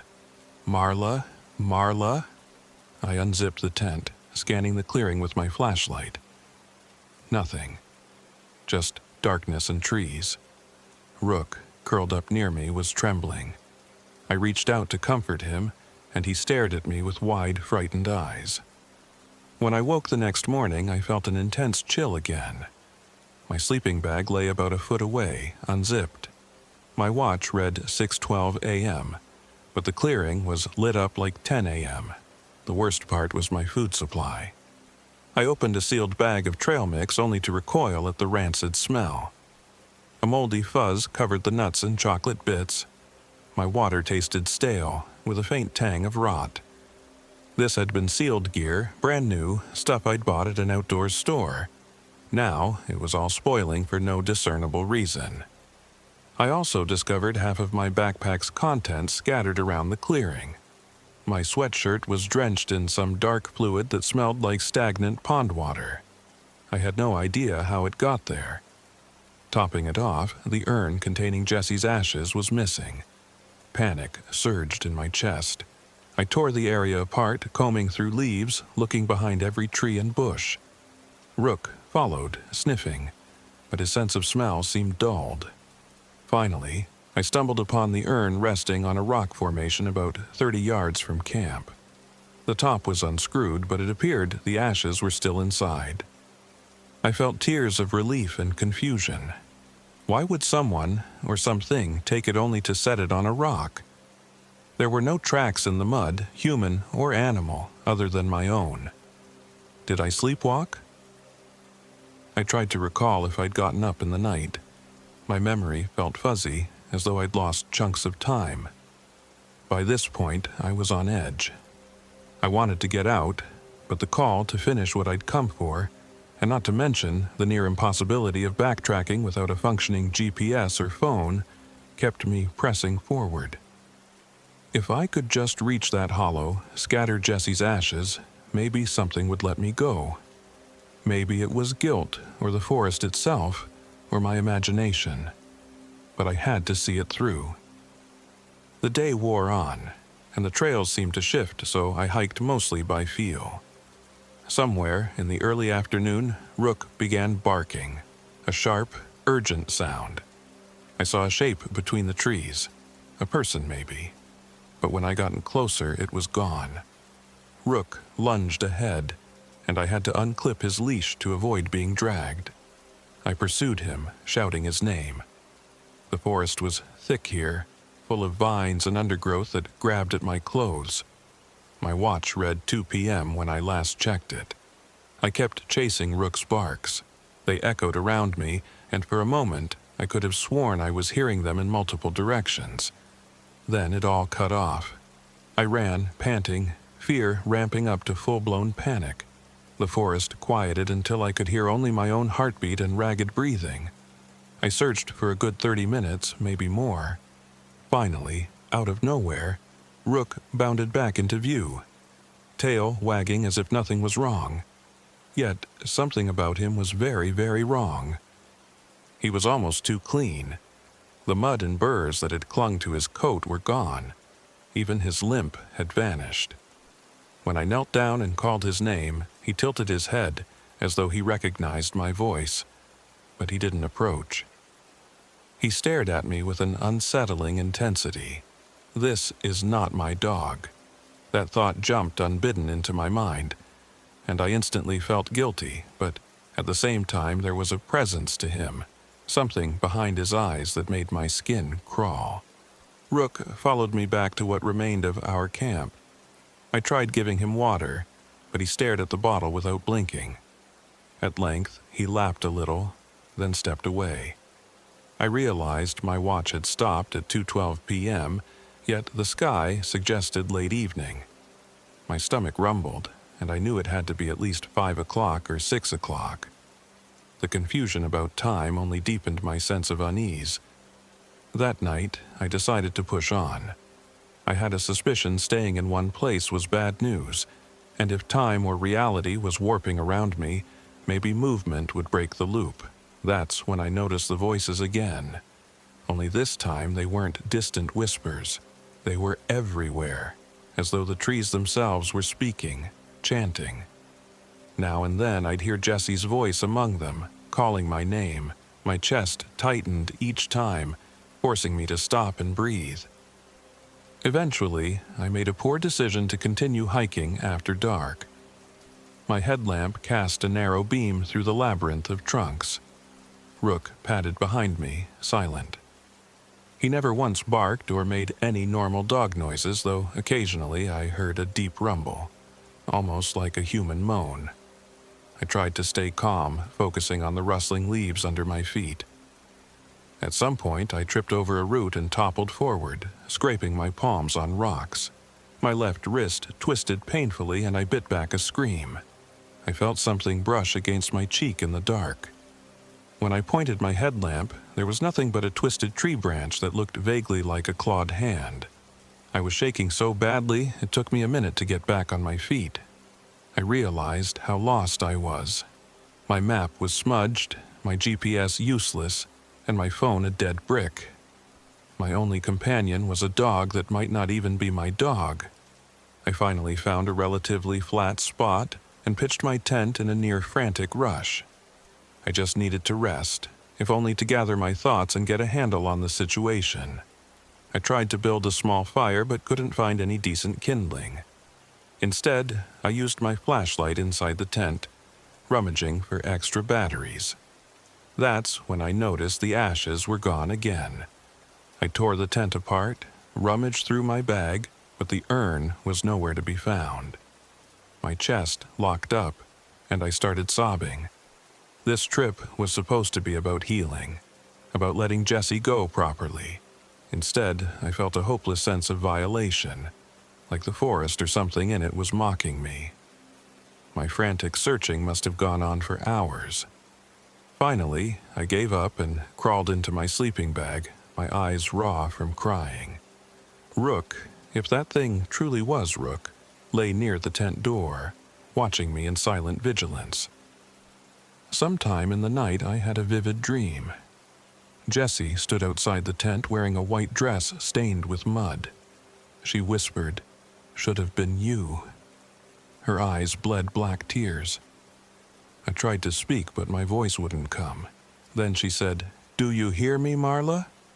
I'm stuck." My dream self reached for her, but her skin peeled off her face like wet paper, revealing a skull covered in wriggling moss. I jolted awake with a scream, half choking in the sleeping bag. The next morning, or what I assumed was morning, felt like stepping into another world. A gray dawn light filtered through the trees, yet the watch on my wrist displayed 10:22 p.m. The mismatch was so jarring I nearly laughed.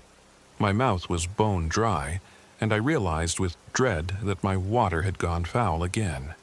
There was a sour smell, and the plastic bottles were cloudy. I forced down a little, gagging, then gave some to Rook, but he just stared at it. I dug into my backpack for the last of the sealed food. A package of jerky turned out to be covered in greenish-black mold, though it was vacuum-sealed. Furious, I threw it aside. The only thing that seemed untouched were the energy bars, but even those had a weird chemical tang. Reluctantly, I ate half of one. My stomach churned, and I feared I'd throw up. I decided to search the area thoroughly for Jessie's urn. About 30 yards away, I found a mossy rock formation that looked suspiciously like the one where I'd discovered the urn the previous day. Sure enough, there it sat on the center stone, the lid screwed on tight. Heart pounding, I approached carefully.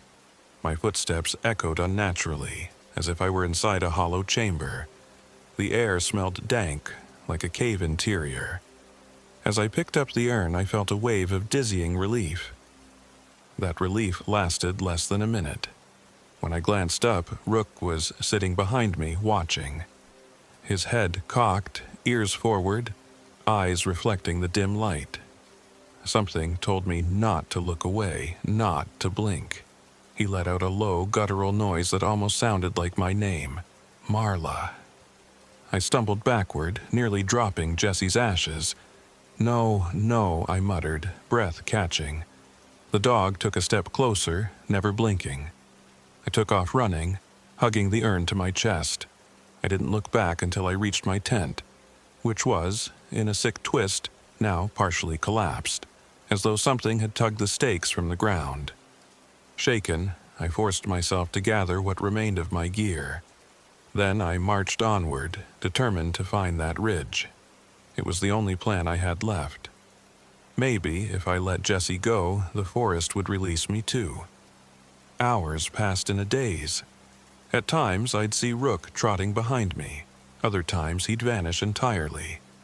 My sense of direction was shot. I was following the sun's position, which itself seemed inconsistent. One moment it was to the west, then I'd look away for a second and it'd seem overhead. At last, around what should have been late afternoon, I broke through a line of dense pines and found myself standing on a rocky overlook. The hollows spread out below, dotted with hardwoods showing early autumn colors. The swirling forms of those trees, brilliant gold and red, should have been beautiful. But I felt a crushing sense of dread instead of wonder. There was a clearing at the heart of the hollow, where a ring of large stones stood like ancient sentinels. I carefully made my way down, bracing myself on tree trunks. The ground sloped steeply, covered in a thick layer of decaying leaves. My left wrist, still tender from the fall, throbbed with each move. By the time I reached the bottom, sweat dripped down my forehead, and a heaviness weighed on my limbs. Rook was nowhere to be seen.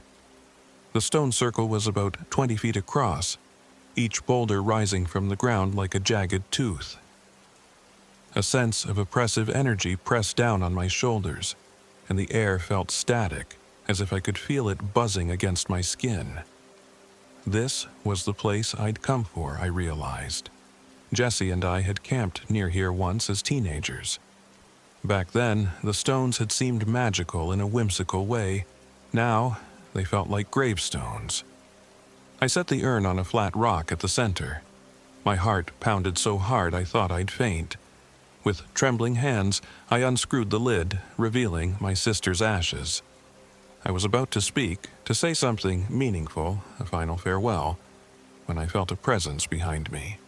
I turned to see Rook. His posture looked wrong. His head drooped low, and his rear legs seemed elongated, almost distorted. His fur rippled with each labored breath. The old dog I loved was either gone or overshadowed by something else. My mind screamed that I had to get away, but my grief and guilt pinned me in place. A voice emerged from the dog's mouth, layered and warbling, almost human. "Marla, you left me." It sounded like Jesse, but each word rasped. My throat tightened, and tears flooded my eyes. I backed away, nearly toppling. Rook lurched forward. I grabbed a small canister of lighter fluid from my pack and a box of matches, not entirely sure why. Maybe it was an instinct, a fleeting plan to protect myself. Rook made a deep growl that rose to a horrid shriek. The hairs on my neck prickled. I managed to choke out, "Jesse!" The dog's muzzle twitched. "It should have been you," the voice hissed. I squeezed my eyes shut, doused the rocky ground around the urn with lighter fluid, and threw a match. Flames flared up, bright orange edged with sinister blue. The thing lunged, jaws snapping. I stumbled back, trying to keep the fire between us. I could feel a heat that didn't make sense, as if the flames were burning hotter than normal. Suddenly, Rook, or whatever wore his skin, dashed through the flames. I ducked aside, but the creature's jaw clamped onto my left arm. Pain exploded up to my shoulder. I screamed and swung blindly with my free hand, the canister of fluid smashing against the side of the dog's head. The fluid splashed, and the creature jerked away, black eyes rolling in rage. In that moment, I snagged the campfire poker I'd been carrying in my pack, a collapsible metal rod meant for shifting logs, and rammed it into the dog's flank. The thing howled, a haunting blend of canine yelp and a human wail that made my eardrums threaten to burst. The flames licked across its fur, and I realized the fluid had soaked into Rook's coat. Fire spread along the dog's side, crackling as it consumed fur and flesh. A nauseating stench of burning hair and hot copper filled the air. The creature tried to back away, but I held the poker firm, pinning it against the ground. My mind screamed that I was hurting Rook, my sister's beloved dog, but the twisted visage before me was inhuman, with elongated limbs and a jaw that opened far too wide. It shrieked one more time. Then, in a horrifying spasm, it collapsed. The flames devoured the body, burning it far quicker than normal. It was as if some supernatural accelerant had taken hold. Black smoke swirled skyward, carrying ash and bits of charred fur. I stumbled backward, horrified, tears streaming as I watched the remains of Rook go up in fire. As the dog's body burned, something else occurred. The entire clearing dimmed, as though a massive cloud had blotted out the sun. Day twisted into night in the space of a breath. A high-pitched hum stabbed at my ears, and I saw the trees around me rot and bloom in rapid cycles, leaves turning from green to brown to nothing in the blink of an eye. The boulders in the circle eroded to rubble, then reformed. I clutched my head, convinced I was hallucinating. The flames grew brighter, intensifying into a white-hot glare that forced me to look away. A powerful gust of wind nearly knocked me off my feet. I heard voices in that wind, some praising, some cursing, all incomprehensible. My breath caught, my vision narrowed to pinpricks. Then, as abruptly as it had started, the storm of noise and brightness ended. I collapsed to my knees, bruising them on the rocky ground. My ears rang, and the acrid smell of burned flesh still filled my nostrils. I retched, spitting bile onto the ground. When I finally looked up, I was alone in the clearing. Daylight had returned, though it was subdued, a late afternoon glow that might have been natural. The ring of stones stood calm and silent, just as it had been when Jesse and I first discovered it years ago. With trembling hands, I turned to the urn. It sat on the rock, the flames around it gone. I crawled toward it, ignoring the pain in my left arm, which throbbed and bled sluggishly where the creature had bitten me. I felt no relief, no sense of peace. Something had changed, but I couldn't name it. I unscrewed the urn's lid one last time. The ashes stirred in the breeze, almost like they were waiting. With tears streaming down my face, I whispered, "I'm so sorry, Jesse." Then I lifted the urn and let the wind carry the ashes away. The gray particles drifted over the stone circle, swirling gently before vanishing into the air. For the first time in a year, I felt a flicker of release from the guilt that had hounded me. But it didn't last. A deep, hollow silence settled around me. I was alone. My dog was gone, consumed by whatever had taken him.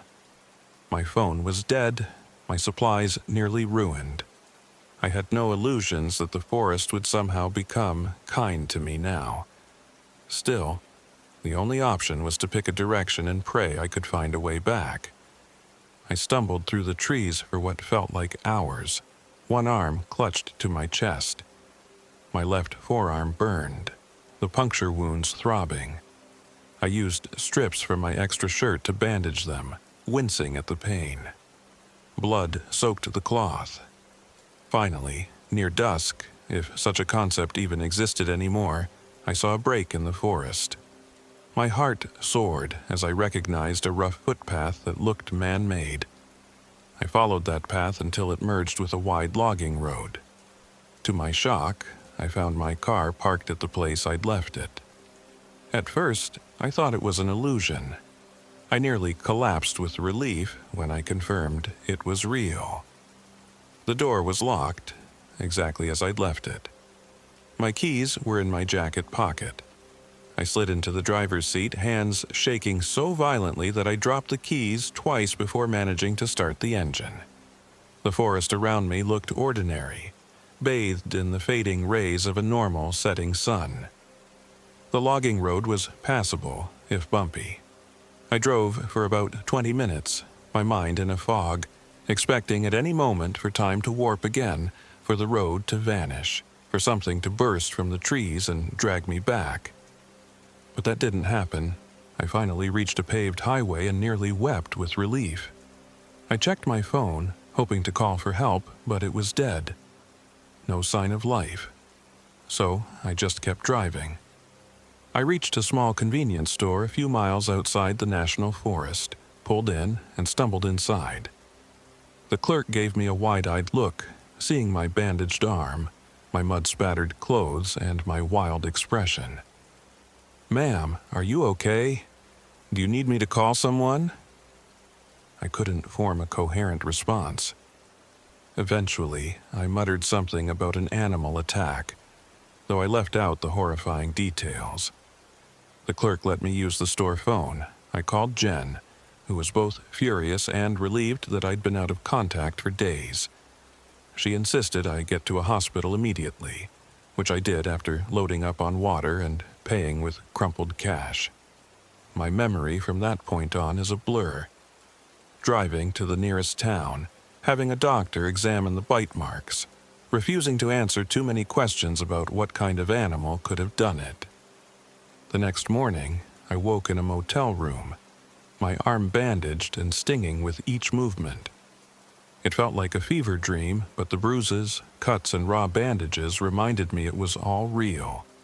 Officially, I filed it as a stray dog attack, though the park officials raised eyebrows at my story. I don't think they believed me, but they let it go with a warning to be more careful. I should have felt relief that I'd survived. But in the days that followed, I started noticing things that made my skin crawl. Sometimes I'd go to bed at night, only to glance outside and see that the sun was high in the sky. My clocks at home would read nonsense times, and I couldn't recall entire chunks of the day. I began to hear scratching noises outside my apartment window, even on the second floor.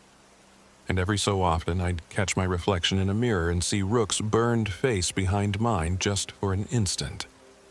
I told myself it was PTSD, that it wasn't real, but denial only goes so far.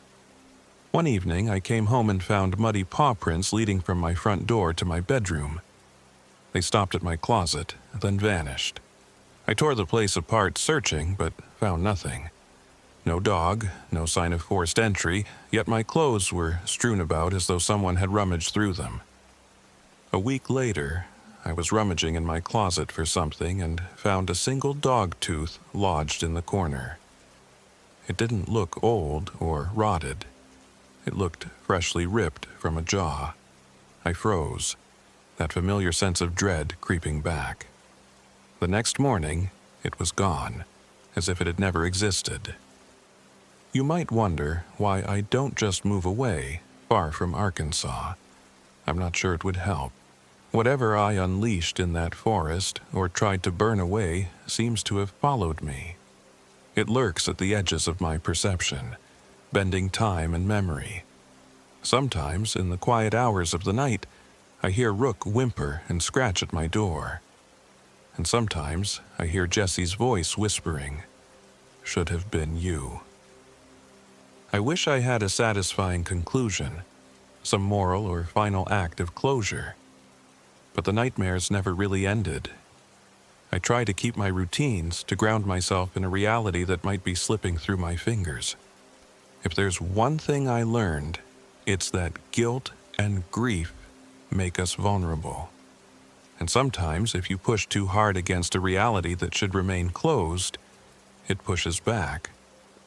I still have Jessie's old photos, the images of her bright smile, those carefree days when we loved the forest without fear.